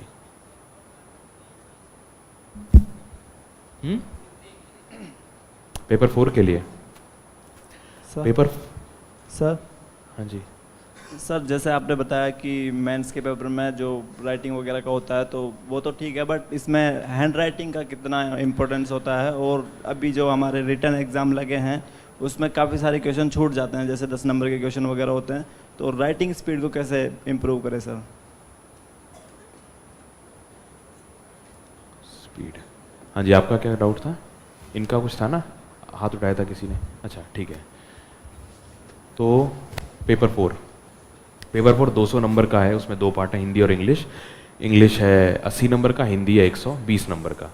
आपका डाउट था ना कि नहीं का? खैर, तो इसमें आप क्या कर सकते हैं कि जो हिंदी और इंग्लिश दोनों में 2 पार्ट है, एक ग्रामर का पार्ट है और एक कॉम्प्रिहेंशन, राइटिंग कॉम्प्रिहेंशन का पार्ट है। ग्रामर के पार्ट में वही 20-20 मिनट का शेड्यूल, उसको आप फॉलो कर सकते हैं। उसमें आप सिनोनिम, एंटोनिम, अनुलोम विलोम, एकात्मक, एक शब्द, वो सब आप चीज़ें उसमें कर सकते हो। और better yet what you can do is, ये सब चीज़ें क्या इंटरेस्टिंग होती है, everyone likes to do that, क्योंकि इंटरेस्टिंग सी हैं ये। तो आप जब भी ब्रेक ले रहे हो, चाय की थड़ी पे जा रहे हो या घर पे अगर रुके हो, तो whenever your parents are home, तो आप ब्रेक लेते हुए ये कर सकते हो, अपनी राघव प्रकाश उन्हें दे दो या आप अपने हाथ में रख लो और उनसे सुन लो, खुद सुना दो अपने दोस्तों से, अपने पेरेंट्स से, भाई बहन से। तो इससे क्या है कि खेल खेल में ये चीज़ें आपको याद हो जाएंगी और ये चीज़ें सभी को पसंद हैं। और इससे फ़ायदा ये होगा कि आपका जो टाइम वेस्ट होगा, मान लीजिए आप थड़ी पे जा रहे हैं, कुछ उल्टी सीधी बात करेंगे तो वो उल्टे सीधे लोग ही आएंगे, ढंग की बात करोगे तो अच्छे लोग ही आपसे जुड़ेंगे, और मजाक में आपकी ये सब चीज़ें कवर हो जाएंगी। दैट्स द ग्रामर वाला पार्ट। राइटिंग कॉम्प्रिहेंशन वाला जो पार्ट है उसके लिए आप ये कर सकते हैं कि आपको जो एस्से लेटर और ये सब का फॉर्मेट 10 में से 5 या 6 नंबर तो आपके फॉर्मेट के ही होते हैं, ठीक है, 10 में से 5 या 6 नंबर। इसके बाद आपका क्वालिटी देखते हैं, फॉर्मेट क्या है, वही राजस्थान सरकार फलां विभाग सेवा में, ये वो विषय जो उसकी बॉडी है, प्रतिलिपि, ये जो फॉर्मेट है ना, इसी के 5 से 6 नंबर होते हैं। तो इस फॉर्मेट को रट्टा मार लो। इसके बाद आप थोड़ी सी मेहनत ये कर लो कि अच्छी एप्लीकेशन लिख दो या अच्छा एक लेटर लिख दो, बजाय एक रूटीन कुछ लिखने के। तो आप आसानी से 7-8 नंबर ले जाओगे 10 में से। And that applies to both English and Hindi as well. और जो एस्से वगैरह लिखने हैं उसमें थोड़ी सी प्रैक्टिस कर लो आप लिखने की एस्से, तो आपका हिंदी इंग्लिश कवर हो जाएगा। हैंड राइटिंग की ये है यार कि हैंड राइटिंग का, जैसा आपको मैंने शुरू में बताया था कि आपका काम है एग्जामिनर का जीवन आसान करना। अगर आपकी हैंड राइटिंग इतनी ख़राब है कि उन्हें पढ़ा नहीं जाएगा उनसे, तो ये थोड़ी सी दिक्कत की बात है। इसके लिए आप क्या कर सकते हो, हैंड राइटिंग का एक अगर प्रॉपर स्पेसिंग है ना, तो आप अंदाज़ा लगा लोगे। जैसे ये पेपर 4 लिखा है, हैंड राइटिंग लिखी है, ये स्पीड लिखा है, हालांकि लिखा मैंने बहुत जल्दी में है, पर थोड़ा सा गैप है ना बीच में, तो आपके लिए पढ़ना आसान हो जाता है। पहली चीज़ ये करो, आप प्रॉपर स्पेसिंग बना के रखो। दूसरा आप ये करो कि अभी भी अगर आपको लगे कि थोड़ा सुधार की ज़रूरत है, मतलब बस ये है कि पढ़ने लायक हो जाए, कर्सिव नहीं बनाना है आपको, तो 1200-1500 में आजकल कोर्स मिलते हैं हैंड राइटिंग सुधारने के। जयपुर में हो तो जयपुर में मिलते ही हैं, जाके ज्वाइन कर लो। 10-15 दिन का कोर्स होता है, 1-2 घंटे प्रैक्टिस करवाता है वो दिन में, तो आपको टेक्निक्स बता देगा कुछ कुछ, फिर आप उसकी प्रैक्टिस करते रहें और सुधार हो जाएगा। दूसरी बात राइटिंग स्पीड की, तो यार आरएएस का जो पेपर है मेरे हिसाब से तो बहुत लेंथी तो नहीं आता है वो, क्योंकि मैं शायद यूपीएससी की तैयारी करता था तो वहाँ तो लोगों को बहुत पेपर छूटता है, तो ये तो मुझे बिल्कुल लेंथी लगा नहीं। लेकिन अगर आपको लग रहा है तो आप राइटिंग बढ़ाने की, इसमें आप क्या कर सकते हैं, जैसे आपका 200 नंबर का पेपर है, राइट, आपका जो है 200 नंबर का पेपर है और आपको 180 मिनट मिले हैं करने के लिए इस पेपर को, राइट। तो आप ये देख लो कि एक नंबर कितने मिनट का है, फिर उसी हिसाब से 2 मार्कर, 5 मार्कर, 10 मार्कर प्रति क्वेश्चन आपको कितना समय लगाना है ये आप कैलकुलेशन कर सकते हैं। तो कोशिश करो जब भी आप अगली बार आंसर लिखने बैठो तो उसके अंदर आप इसको पूरा करो, धीरे धीरे स्पीड आपकी इंप्रूव हो जाएगी। और कोशिश करना कि 10-1 मिनट बचा लो, ठीक है, लास्ट में थोड़ी ऐसी स्पीड से लिखना, क्योंकि इससे फ़ायदा ये होता है कि कई बार जो है ना, इससे फ़ायदा ये होता है कि कई बार लास्ट में कुछ सवाल हमें नहीं आते हैं, उसमें हम समय दे सकते हैं। और नेक टू नेक अगर 180 मिनट का हिसाब लगाओगे तो वो थोड़ा सा ऐसा हो जाता है, तो 60-1 का हिसाब आप लगा सकते हो। 1 सेकेंड यार,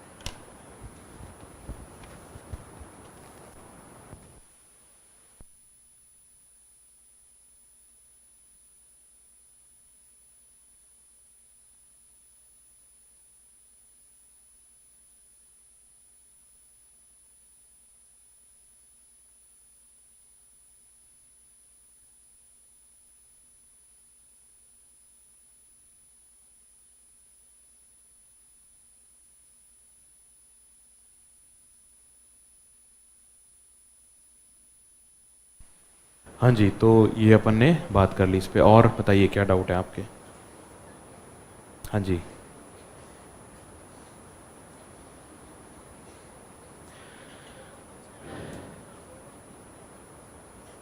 ठीक है। देखिए आपका जो भी, बैठ जाइए, आपका जो टारगेट है आंसर राइटिंग का या आंसर लिखने का मेंस में, वो टारगेट आपका है कि आपको उस आंसर क्वेश्चन की डिमांड फुलफिल करनी है। कंक्लूजन लिखने के लिए तो एग्जामिनर ने क्या लिखा है कि आपको इस सवाल का उत्तर देना है, उन्होंने ये नहीं लिखा कि इसमें कंक्लूजन करना है आपको। तो कंक्लूजन अगर लिखना होगा तो वो बहुत स्पेसिफिकली क्वेश्चन के अंदर आपको मिल जाएगा डिमांड। फॉर एग्जांपल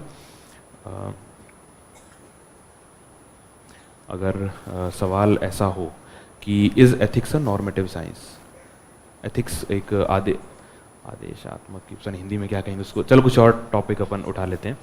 जैसे एक डाउट आए कि हाँ जो वैल्यूज़ हैं, वैल्यूज़ जो हैं वो जन्मजात हैं या बाद में डेवलप होती हैं, इस तरह का सवाल है, इसकी विवेचना कीजिए या कुछ आ जाए, हाँ जी, एनालिसिस कीजिए, ऐसा कुछ अगर आ गया तो उसमें आप क्या करेंगे कि आप, अब इसमें कुछ स्कॉलर्स ने ये कहा है कि जो वैल्यूज़ है वो जन्मजात हैं, कोई व्यक्ति कुछ गुणों को लेकर के पैदा होता है। कुछ स्कॉलर्स का ये मानना है कि व्यक्ति में गुण डेवलप होते हैं, पैदा कुछ कोई लेकर नहीं होता है। तो आप एथिक्स में पढ़ेंगे तो जो भी 2-3 स्कॉलर हैं उनके फेवर में कह रहे हैं उसकी बात लिख दी, फिर आपने लिख दिया कि ये स्कॉलर्स कह रहे हैं कि साहब जन्मजात नहीं है। कंक्लूजन क्या है, कंक्लूजन, इसमें कंक्लूजन का रोल आएगा, क्योंकि इसमें कोई 2 ऐसे बिंदु हैं जो आपस में टकरा रहे हैं, कुछ एक कंक्लूजन निकल नहीं रहा है। फॉर एग्जांपल अगर आपके सामने सवाल आए कि ease of doing business index के पैरामीटर्स के बारे में लिखिए, तो उसमें कंक्लूजन आप क्या लिखेंगे? हर क्वेश्चन में ज़रूरत नहीं है कंक्लूजन, आपको क्वेश्चन की डिमांड फुलफिल। आप ऐसा सोच के मत जाओ कि फॉर्मेट कि मुझे इंट्रोडक्शन बॉडी कंक्लूजन, नहीं, आपका काम है आंसर की डिमांड को फुलफिल करना। ठीक है, अगर डिमांड ये है क्वेश्चन की कि आप इसमें कुछ कंक्लूड करें, जैसा इसमें आपको मैंने बताया कि दो उल्टे अपोजिंग व्यूज़ हैं, उस केस में आप कुछ कंक्लूजन लिख सकते हो। लेकिन जहाँ पे है ही बिल्कुल सीधा सीधा, वहाँ एक्स्ट्रा 2 पॉइंट लिखो ना जो आपको हेल्प करे टू गेन मोर मार्क्स, है ना, इस तरीके से आप। हाँ जी, और बताओ कुछ। हाँ जी, शॉर्ट नोट्स कैसे बना सकते हैं? शॉर्ट नोट्स किस चीज़ के बनाना चाहते हैं आप? देखिए, शॉर्ट नोट्स का ऐसा है कि जो आपके नोट्स हैं स्प्रिंग बोर्ड के, या जो भी नोट्स आप बना रहे हो, तो उसमें 2 तरीके होते हैं। एक तो कि आप अलग से कॉपी बनाओ, उसमें आप उसके मेन पॉइंट्स लिखो, शॉर्ट नोट्स यही तो होता है। या फिर आप आजकल हाइलाइटर पेन आते हैं, आप उसी को वहीं हाईलाइट कर दो कि ये इंपॉर्टेंट है, आपका टाइम बचेगा, आपकी एनर्जी बचेगी। दोनों में से जो भी आप, शॉर्ट नोट्स बनाने का भावार्थ ये होता है कि इंपॉर्टेंट चीज़ें आप अलग से लिख रहे हैं ताकि आप जल्दी उसको पढ़ सके बजाय पूरी वो पढ़ने के। तो शॉर्ट नोट्स अगर आपको अलग से बनाने हैं तो आप इंपॉर्टेंट चीज़ें अलग से लिख लें, नहीं तो आप ऑल्टरनेटिवली यू कैन हाईलाइट उन इंपॉर्टेंट चीज़ों को आपके बेसिक नोट्स में ही, राइट, और आप उसी को जल्दी जल्दी पढ़ लीजिए, क्या चाहिए हाईलाइट किया हुआ, ये इंपॉर्टेंट है, तो आपका शॉर्ट नोट्स उसी में हो गया। तो मैं तो यार ये वाला तरीका यूज़ करता था, मैंने अलग से शॉर्ट नोट्स कभी नहीं बनाए। मुझे ऐसा लगता है कि समय उसमें जाता है। अब बहुत लोग बनाते भी हैं, उनके लिए हेल्प भी करता होगा, तो आप अपना उसमें देख सकते हैं। तरीका आपको मैंने बता दिया कि इंपॉर्टेंट चीज़ें आप अलग से पेपर पे लिख सकते हैं कि ये इंपॉर्टेंट चीज़ें हैं। हाँ जी, और बताओ। नमस्ते सर। सर नमस्ते। हाँ जी, नमस्ते। हाँ जी, सर पढ़ने के लिए सुबह का टाइम बेस्ट रहता है या रात का? ठीक है, नहीं ठीक है यार, पता है मैं आपको एक बताता हूँ बात। जब मैं कोचिंग करने गया था ना दिल्ली में, तो दिल्ली में मैं कोचिंग करने गया था, तो मैं बैठा था कोचिंग में और मेरे आगे एक लड़की बैठी थी। मैंने उससे पता है क्या पूछा था? नहीं, मैंने उससे ये पूछा था कि उसके पास में, जैसे अपन अब तक क्या कॉलेज वाले में लाइन वाली बुक्स पे लिखते हैं ना, लाइन वाले नोट्स पे, तो उसके पास मैंने देखे वो बिना लाइन वाले कागज़ थे, जिसपे वो नोटबुक उसकी बिना लाइन, अनरूल्ड जिसको कहते हैं। तो मैंने उससे पूछा, मैंने कहा इसमें नोट्स बनाऊं कि मैं लाइन वाले में बनाऊं? तो उसने मुझे ऐसे देखा कि भाई किसी में ही बना ले। तो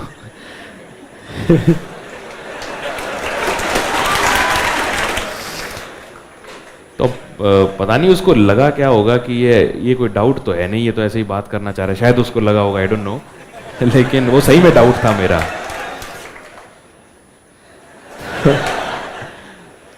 तो कोई भी डाउट सिली नहीं होता कि जब तैयारी अपन शुरू करते हैं ना तो हर चीज़ डाउट लगती है। तो इसीलिए मैंने कहा कि खुल के पूछो, कोई बात नहीं अपन।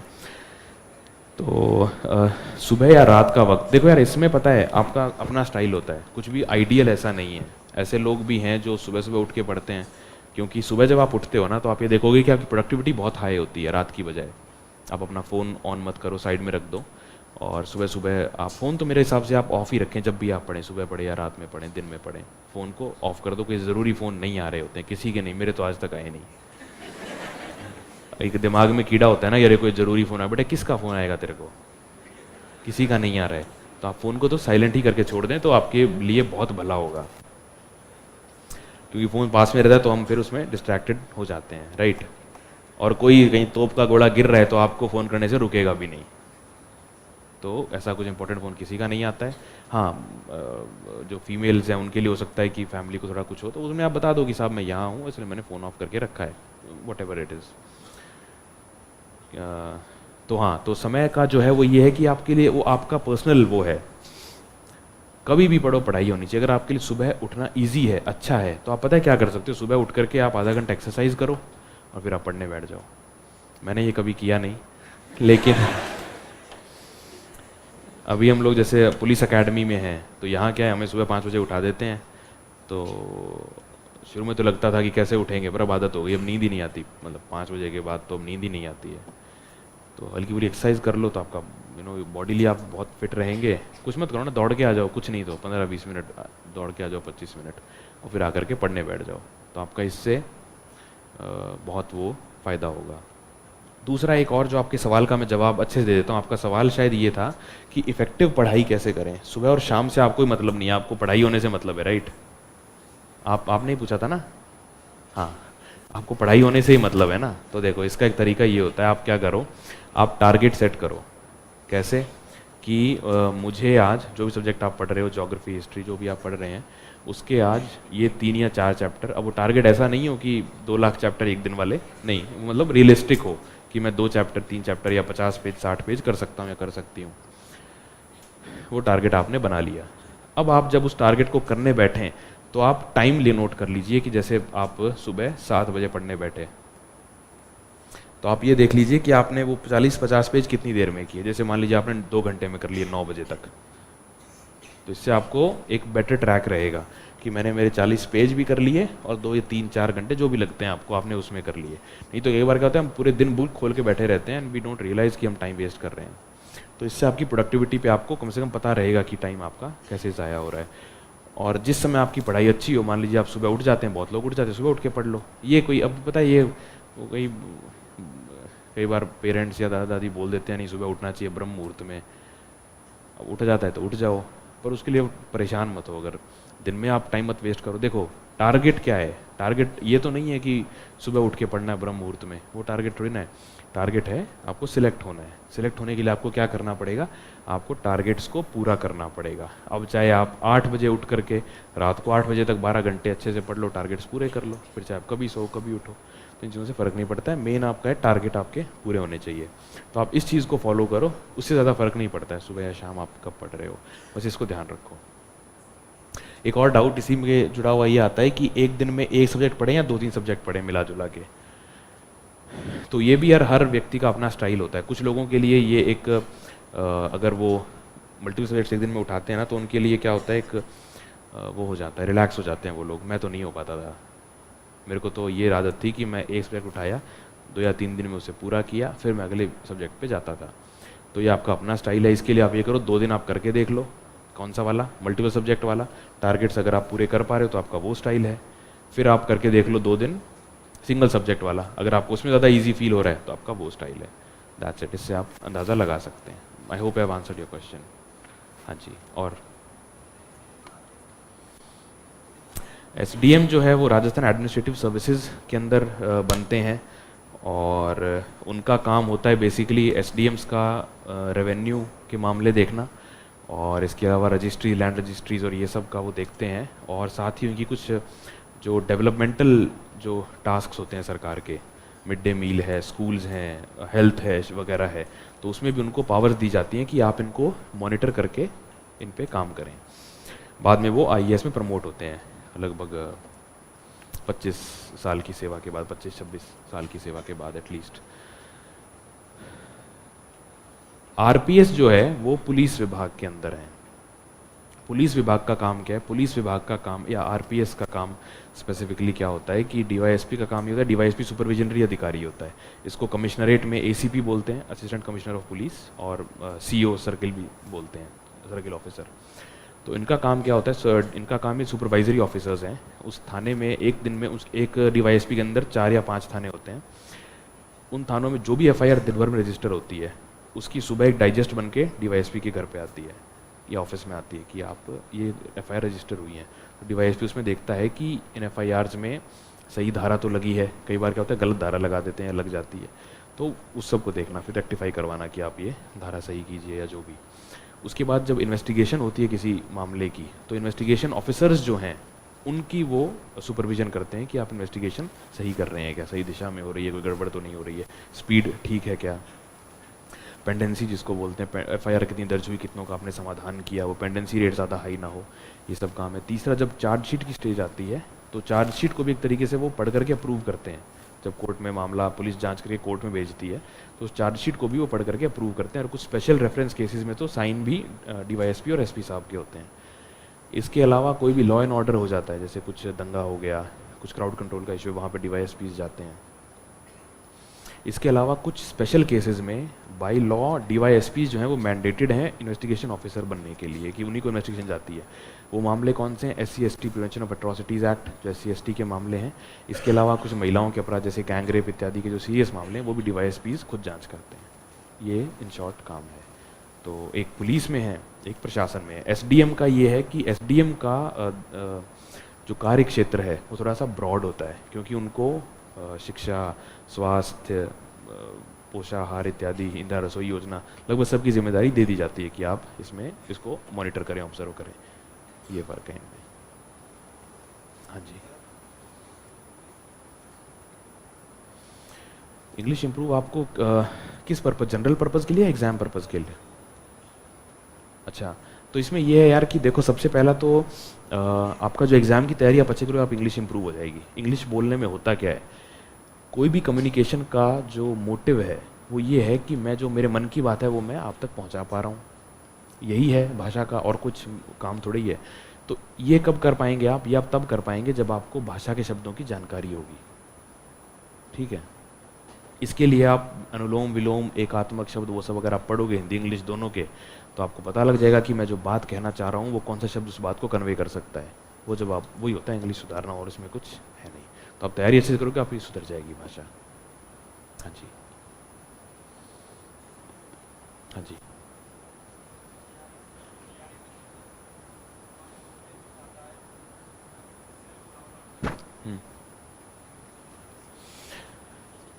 आपके लो फेज सभी के साथ आते हैं, ये ऐसा नहीं है कि आपके साथ ही आ रहे हैं या आप में कुछ दिक्कत है, सभी के साथ आते हैं। ऐसा कोई ब्रह्मांड में पैदा नहीं हुआ जो हमेशा अप फेज में रहता हो। तो सबसे पहले तो दिमाग में आप ये बैठा लो कि ये लो फेज हर एक के साथ है। जो पढ़ने में दिक्कतें पेश आ रही हैं ये सभी को आ रही हैं, आप अकेले नहीं हो। सबसे पहले तो ये बात आप दिमाग में, सब लोग आप बैठा लो।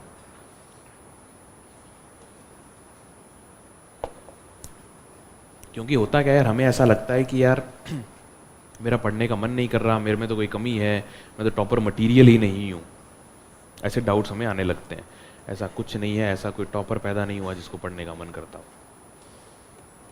सेल्फ डाउट सभी को होता है। मैं आपको बता रहा हूँ कि जब हम लोगों का रिज़ल्ट आने वाला था, तो या 13 जुलाई को आया था, तो सिलेक्शन के पहले तो ये प्रार्थना थी कि साहब लिस्ट में आ जाऊँ, लास्ट रैंक पे ला देना। कोई ये सोचता ही नहीं है कि मेरी ये रैंक ला दो। इच्छा होती है पर श्योरिटी किसी को नहीं होती है। और जो लोग श्योर थे, जैसे UPSC में एक लड़का था, तो वो तो ये कह रहा था कि साला किसी का हो ना हो, मेरा तो होगा, उनका नहीं होगा।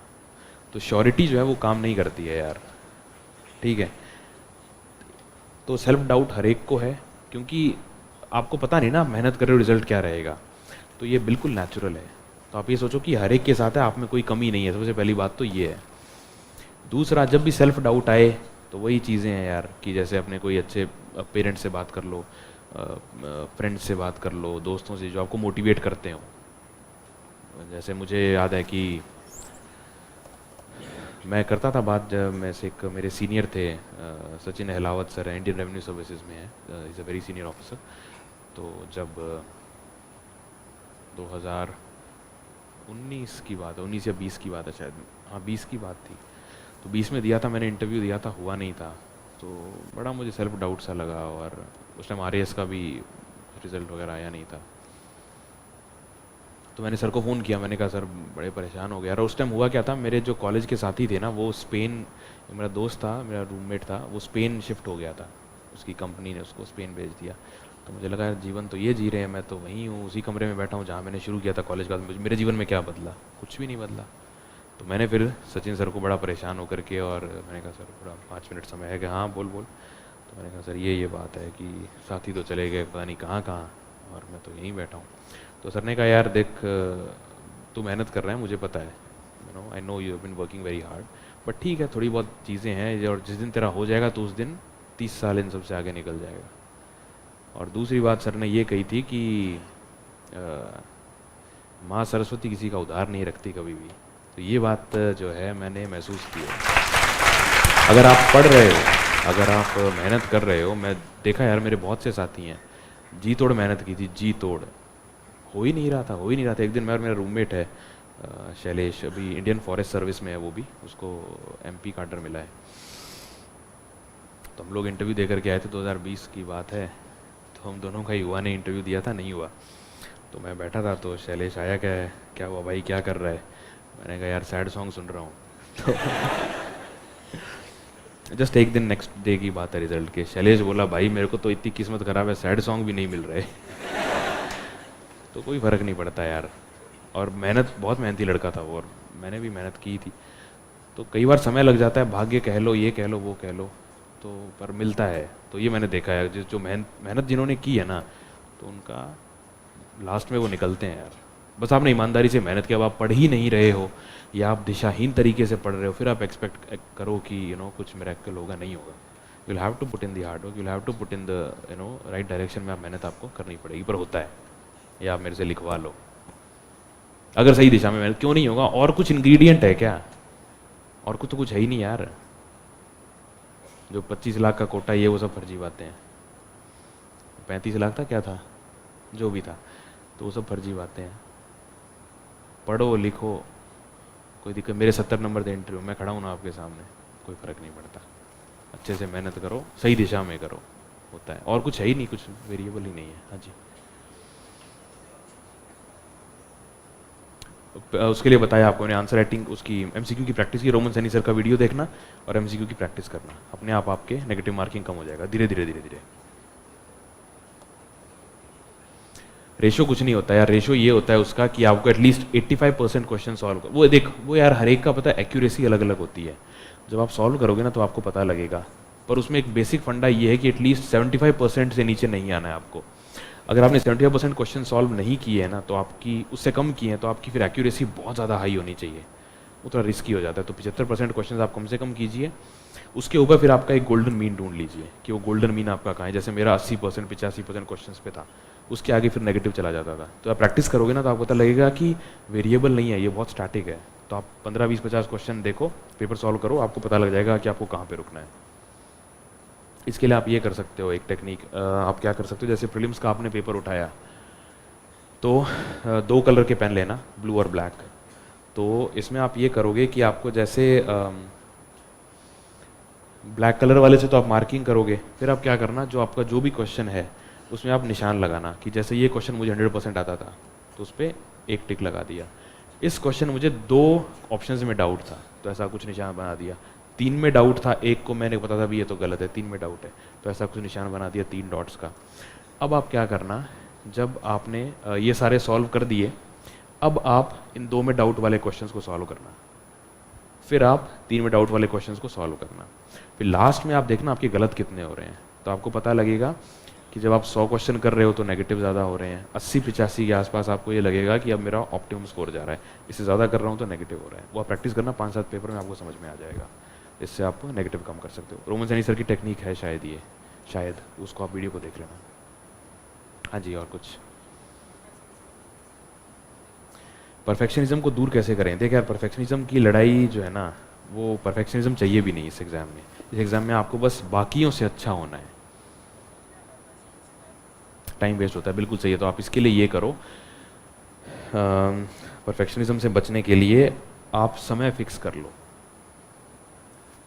एक रियलिस्टिकली आपको अंदाज़ा हो जाता है कि यार ये सब्जेक्ट या ये चैप्टर मैं 1 घंटे में या 2 घंटे में, या ये सब्जेक्ट मैं 1 हफ्ते में या 4 दिन में कर सकता हूँ।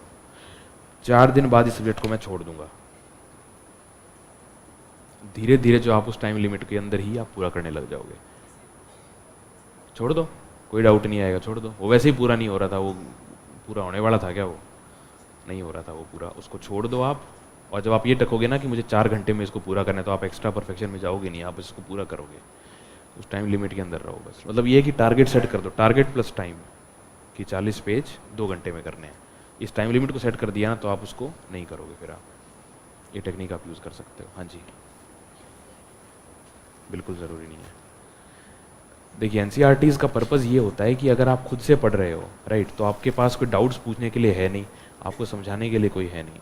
तो एनसीईआरटीज़ का मकसद ये है कि जब आप खुद से पढ़ रहे हो तो आप 6ठी से शुरू करो, 6ठी 7वीं 8वीं 9वीं 10वीं, आपके डाउट्स आते ही नहीं, क्योंकि बच्चों की भाषा में लिखी है।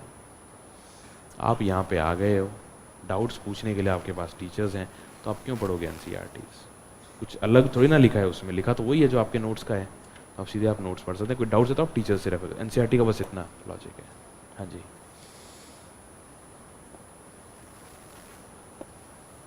और बताओ।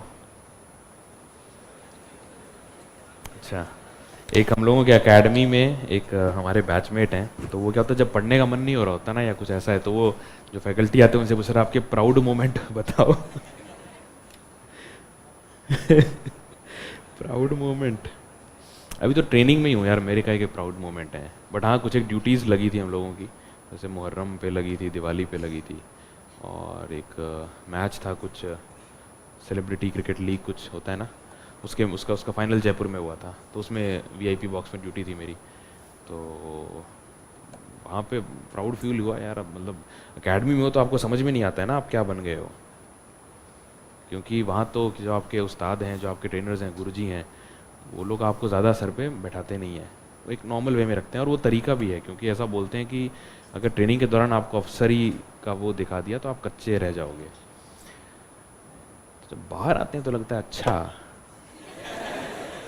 ऐसा भी है, तो सही में आपको फील होता है कि कुछ बने हो, तो प्राउड फील होता है ये। जैसे हम लोग मुहर्रम ड्यूटी पे गए थे, तो वहाँ जब मैं गया तो एकदम से समझ में नहीं आता भी क्या, गए वहाँ पे तो बड़ी बड़ी उम्र के लोग सब, ये गांव के ये हैं, ये वो हैं, और वहाँ आकर पैरों के हाथ लगा रहे थे। मैं यार कर क्या रहे हो आप लोग, तो बड़ा पता लगता है कि अच्छा ठीक है। फिर अच्छे से वहाँ काम किया, तो जो मेरे साथ एक कांस्टेबल थे उन्होंने भी बोला कि साहब आपका बड़ा अच्छा है, नहीं तो अधिकारी तो साथ में नहीं घूमते हैं, आप साथ में ही घूम रहे हो, तो अब बड़ा अच्छा लगा, ये लगा, तो और अच्छा लगता है कि चलो we are doing something right. और तो प्राउड मोमेंट ही है यार, सब प्राउड है। दिवाली ड्यूटी लगी थी, वो भी प्राउड मोमेंट था, तो अच्छा लगा। हाँ जी, हाँ जी, अंकित अवस्थी जी कौन है वो?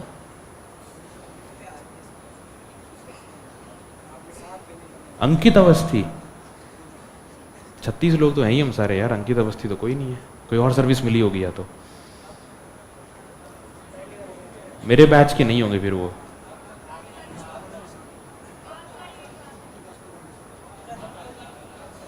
आबकारी विभाग है, हाँ हाँ, आरपीए में आबकारी वालों की भी ट्रेनिंग होती है, एक आध महीने का अटैचमेंट उनका होता है, वेपन्स ट्रेनिंग और वो सब, तो उसमें होंगे बिल्कुल।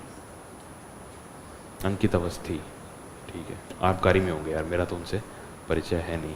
अच्छा हाँ, मिला हूँ उनसे एक बार शायद, ठीक ठीक ठीक, मिला हूँ बिल्कुल बिल्कुल। आरपीएस में नहीं है वो, आबकारी में ही है, सही कह रहे हो आप, उनसे मिला था मैं एक बार। हाँ जी,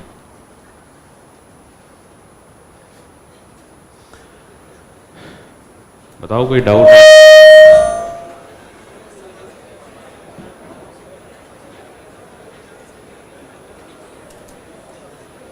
7 बजे तो माइक किसके पास है? बंद कर दो ना, माइक किसके पास है? हाँ जी, उसको बंद, उसी से वो डिस्टर्ब, अच्छा बंद है वो। 7 बजे के पहले छोड़ेंगे तो नहीं अपन को, ये 5-10 मिनट और हैं, कुछ पूछ लो। और क्लास भी अपनी 5:30 शुरू हुई थी, तो हो सकता है। हाँ जी, हाँ जी,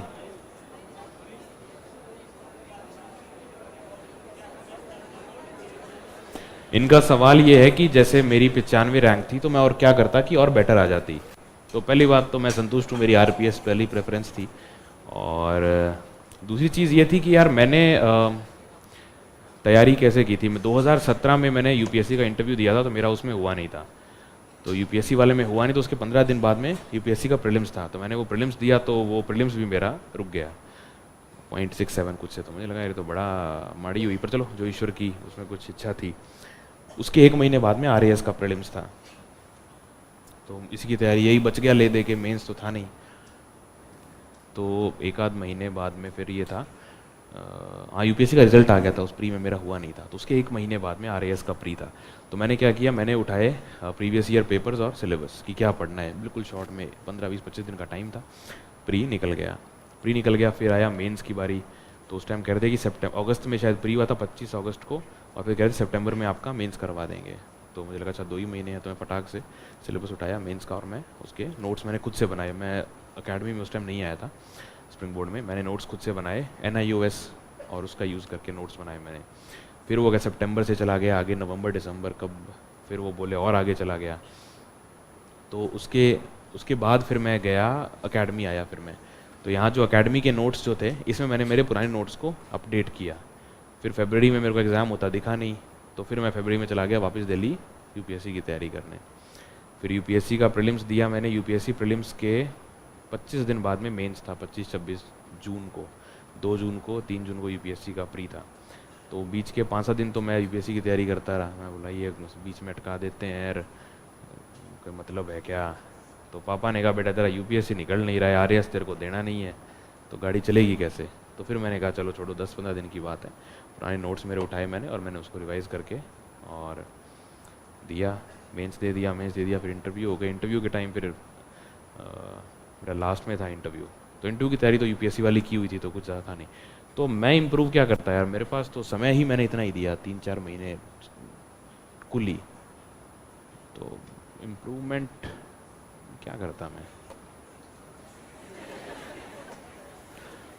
मतलब अगर मैं सिर्फ आरएएस की तैयारी कर रहा होता तब शायद मैं कुछ और काम इस पर कर पाता, पर अब तो जितना मेरे पास समय था मैंने सारे मेरे अस्त्र शस्त्र चला दिए थे इसमें। तो वो मैंने आपको सारे बता दिए जो मेरे अस्त्र शस्त्र थे जो मैंने चलाए थे। तो और ज़्यादा तो इसमें क्या करोगे यार, थोड़ा और पढ़ लेता, रिवीजन बेहतर हो जाता। शायद 2-4 सवाल जो मेरे नहीं कर पाया अटेम्प्ट, जैसे वो विश्व वल्लभ ग्रंथ है या एक आध और कुछ सवाल थे, वही मेन कितना था, अगर 10-15 नंबर ज़्यादा होते तो टॉप 10 में रैंक होती, टॉप 15 में रैंक होती। वो 10-15 नंबर कहाँ चुके हैं, जब विश्व वल्लभ ग्रंथ 2 नंबर का मेरा छूट गया। फिर एक और कोई सवाल था कि राजस्थान में कोई कौन सा तो भी मिनरल का, उसका मेरे को पता ही नहीं था, वो छूट गया। तो ऐसे 5-6 सवाल ही थे, तो बस ज़्यादा समय मिलता तो वो मेरे को याद हो जाते, इससे ज़्यादा फ़र्क तो क्या पड़ता। ये बात है। हाँ जी, किसकी, आरएएस की, सॉरी आरपीएस में। इसमें यार सैलरी ऐसा होता है कि जब आप प्रोबेशन में होते हो ना तो हाफ सैलरी मिलती है आपको 38,000, और जब आप प्रोबेशन पूरा कर लेते हैं तो डबल होके और 80-85 हो जाती है। हाँ जी, नहीं बात इनकी सही है। मैं तैयारी करता था ना, तो मेरे से एक दिन किसी ने पूछ लिया कि क्या कर रहे हो तैयारी, मैंने कहा साहब इसकी सिविल सर्विसेज की। तो उसने पूछा कि अच्छा कितनी सैलरी होती है। अब मैं बोल रहा बेटा सैलरी तो पता ही नहीं तो सैलरी के लिए तो यार पता है, ये सब एग्ज़ाम की तैयारी आप सैलरी के लिए नहीं करते हो, ये सब एग्ज़ाम की तैयारी आप करते हो जो इस पद से प्रतिष्ठा जुड़ी हुई है, जो सम्मान आपको, मतलब अब ये वर्दी है, ये कौन सी सैलरी, चाहे 1 करोड़ महीने सैलरी हो कि 100 करोड़ महीने हो, जो इज्जत ये वर्दी दिला रही है वो आ ही नहीं सकती। तो सैलरी के लिए तैयारियां होती हैं। हाँ जी, और कोई सवाल, क्या पूछ रहे हो, हैं शादी तो नहीं हुई। हाँ जी, और बताइए।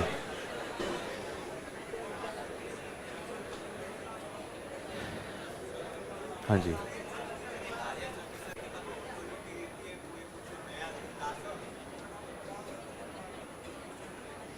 देखिए आरएएस या आरपीएस या जो भी ऑफिसर्स हैं बड़े पद हैं, लेकिन वो मशीनरी का बहुत छोटा सा हिस्सा है। आपके पास डिस्क्रेशन, देखो 2 चीज़ें रहती हैं। एक होता है, इन्होंने ये पूछा है कि क्या आरएएस आरपीएस के पास या इन सर्विस के पास ये पावर है कि कोई नया रूल आप बना दें। देखिए रूल बनाने का काम जो है वो, लॉ बनाने का काम है विधायिका का, रूल बनाने का काम है एग्जीक्यूटिव का। एग्जीक्यूटिव यानी कि जो सीनियर ब्यूरोक्रेसी है, सेक्रेटरी लेवल, उस लेवल पे रूल्स बनाए और निर्धारित किए जाते हैं। हमारे लेवल पे, even at the IAS level और आईपीएस लेवल पे भी हमें उन रूल्स को अप्लाई करना है। इसमें हमें डिस्क्रेशन मिलता है। डिस्क्रेशन क्या होता है, डिस्क्रेशन ये होता है कि जैसे रूल्स आपके लिए फिक्स हैं, पर वो पर्टिकुलर इंसिडेंट या वो पर्टिकुलर चीज़ किस रूल के अंदर आएगी, ये अथॉरिटी आपके पास है डिसाइड करने की। इसको बोलते हैं डिस्क्रेशन। तो ये डिस्क्रेशन की पावर इसमें अपन को मिलती है।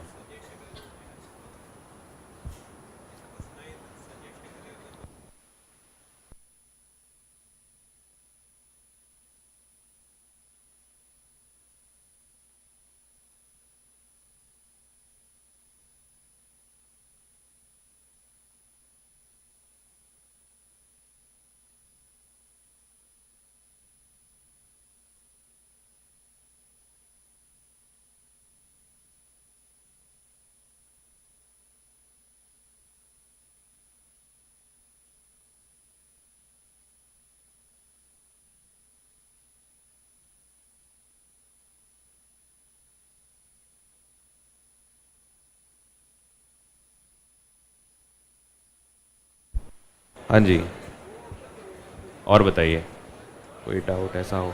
एक आध कवर करते हैं लास्ट। हाँ जी प्लीज। हाँ हाँ, उसमें आप ऐसा कर सकते हैं, चूंकि आप क्लासरूम्स में आ रहे हैं तो आपको इसका भी सिलेबस पूरा करना होगा, तो दिन में आप एक आध घंटा एक्स्ट्रा दे सकते हैं उस पर्टिकुलर विषय को जिसको आपको वो करना है, राइट। तो इससे आपका विषय जो है साथ साथ एक आध महीने में कंप्लीट हो जाएगा, तो आपको उस पर ग्रिप आ जाएगी। 1-2 घंटे दिन में आप दे सकते हैं अलग से, तो आपका ये चीज़ भी बाधित नहीं होगी और उसकी भी आप तैयारी कर सकते हैं। रिवीजन का आप कुछ पूछे ना, आप भी ये कर सकते हो, दिन में एक आध घंटा आप एक्स्ट्रा दे सकते हो रिवीजन के लिए, तो वो धीरे धीरे कवर हो जाएगा। हाँ जी, और कोई बताओ? हाँ जी, ठीक है, फिर करें समापन। अच्छा यार, फिर सुनो 5-10 मिनट और ले लेते हैं यार, आधे घंटे लेट शुरू की थी अपन ने। 5-10 मिनट, बस 5-7 मिनट, ठीक है। हाँ जी, सुनाई नहीं दे रहा हूँ, क्या कह रहे हैं?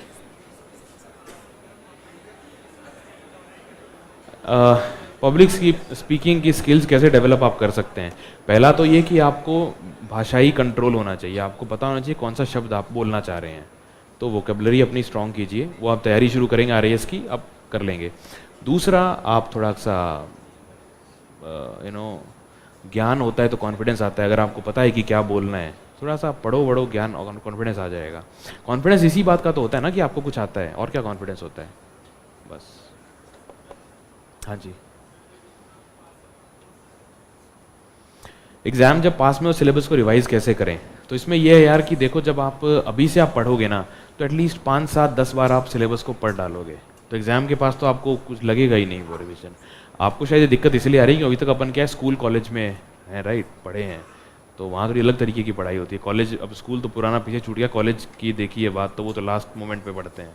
शुरू से पढ़ोगे इसमें तो आपको दिक्कत नहीं आएगी, तो आप आसानी से आप सिलेबस को कवर कर लेंगे लास्ट तक। साथ साथ करते रहो रिवाइज आराम से, 6-7 बार रिवाइज होने के बाद तो फिर वैसे ही पन्ने पलट लेते हो आप, इट वोंट मैटर मच। हाँ जी,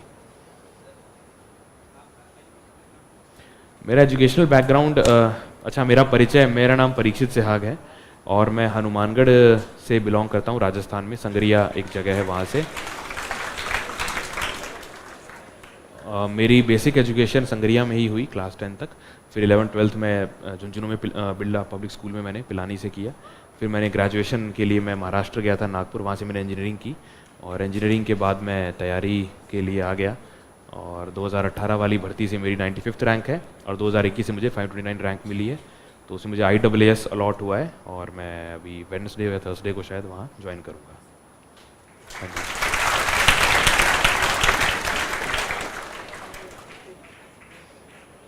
और बताइए। हाँ जी, हाउ एम आई सो काम एंड कंपोज्ड? एक तो शायद आई एम टायर्ड, तो इसलिए मैं एनर्जी लो लग रही है, आई डोंट नो। नहीं यार, रिलैक्स्ड रहो ना, मतलब जीवन में थोड़ा सा अपने आप काम एंड कंपोज रहोगे, धीरे बोलो, बोलने की स्पीड, कोई बात नहीं। See at your age it's expected of you, आपकी उम्र के हिसाब से you can't act like a 70-year-old। जब मैंने तैयारी शुरू की थी, अच्छा एक फन फैक्ट बताता हूँ, जब मेरा सिलेक्शन हुआ या जब हुआ, तो लोगों को ये लगा कि मतलब इसका हो कैसे गया। ट्रस्ट मी, मैंने जब तैयारी शुरू की थी उससे तो मैं बहुत अलग हूँ आज, बहुत ज़्यादा। मतलब कॉलेज में तो युवा नेता हुआ करते थे हम लोग, तो अब तो उससे बहुत अलग, बहुत ज़्यादा अलग, नहीं बहुत ज़्यादा, मतलब नहीं ये तो है, मतलब बोलते हैं लोग कॉलेज वाले कि किसी का भी सोचा था, तेरा तो नहीं सोचा था।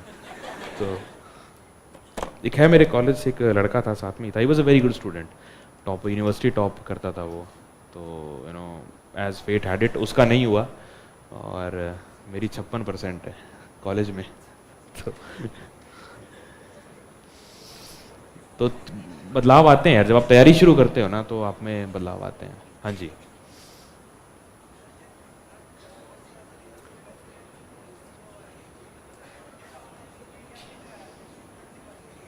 क्या उन नोट्स को क्या होना चाहिए?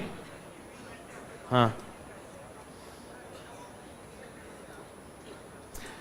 5-7 बार जब आप कोई चीज़ पढ़ लेते हो तो आपको उसके महत्वपूर्ण बिंदु अपने आप याद हो जाते हैं। तो आप 5-7 बार रिवाइज कर लो बस, आपको अपने आप you will get a hang of things कि कैसे करना है। हाँ जी, और बताओ।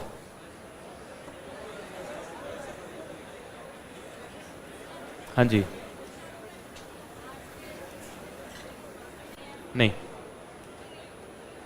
इकोनॉमिक्स में दिक्कत आई थी मुझे, क्योंकि इकोनॉमिक्स में क्या हुआ था, मैं वाजीराम में जब था तो एक दिन इकोनॉमिक्स में पढ़ा रहे थे, तो मेरे बगल में एक लड़की थी, मतलब अरे मैं नहीं बैठा था, मैं पहले से बैठा था, मैं बाद में नहीं बैठा था, तो मैं पहले से बैठा था। तो हुआ क्या कि वो सर पढ़ा रहे थे इकोनॉमिक्स की पहली दूसरी क्लास से, और उन्होंने कुछ स्टॉक्स या शेयर्स का कुछ बताया। तो सर ने बोला कि stocks stocks stocks, he was talking. तो मैंने उससे पूछा, मैंने कहा अरे सुनना, ये स्टॉक्स क्या होता है? तो उसने मेरी तरफ ऐसे देखा कि शेयर्स को स्टॉक कहते हैं। तब मुझे लगा, मतलब उसका भाव ये था कि इसका होगा क्या। तो बिकॉज इकोनॉमिक्स कभी पढ़ी नहीं थी जीवन में। फिर मैंने उस पर मेहनत की, क्योंकि मुझे पता था कि ये मेरा वीक सब्जेक्ट है, और अब मुझे इकोनॉमिक्स में फिर कोई दिक्कत, क्योंकि मुझे पता था वो मेरा वीक है, I worked hard on it. मैंने उसकी अलग से बुक ला करके उस पर मेहनत की। तो आप वैसे कर सकते हैं। हाँ हाँ हाँ जी, तो यही है यार, बढ़िया एंजॉय करो, पढ़ाई करो। At the end of the day 2-4 चीज़ें याद रखो कि यार जितनी जल्दी यहाँ से आप निकलेंगे, जितनी जल्दी आप निकलेंगे, मैं ये नहीं कह रहा हूँ कि पहले अटेम्प्ट में सबका हो जाएगा, इच्छा तो मेरी है सबका हो जाए, बट कोई बात नहीं, you may take time, but आप मेहनत करते रहो, अपने आप के साथ ईमानदारी रखो, टारगेट और टाइम बेस्ड अप्रोच रखो, डिस्ट्रैक्शंस को लिमिटेड रखो। मैं ये नहीं कहूँगा डिस्ट्रैक्शंस नहीं आएंगे, आएंगे, उनको लिमिटेड रखो। और जब पढ़ाई बहुत अच्छी चल रही होती है ना एग्जाम से, तब डिस्ट्रैक्शन तभी आते हैं, ये एक फैक्ट है। एग्जाम से जस्ट पहले आपको मतलब क्या क्या जीवन में मिलने लगेगा, बट उसको थोड़ा सा आप उसको आगे के लिए रखें, and you will all get through. चलिए, थैंक यू वेरी मच।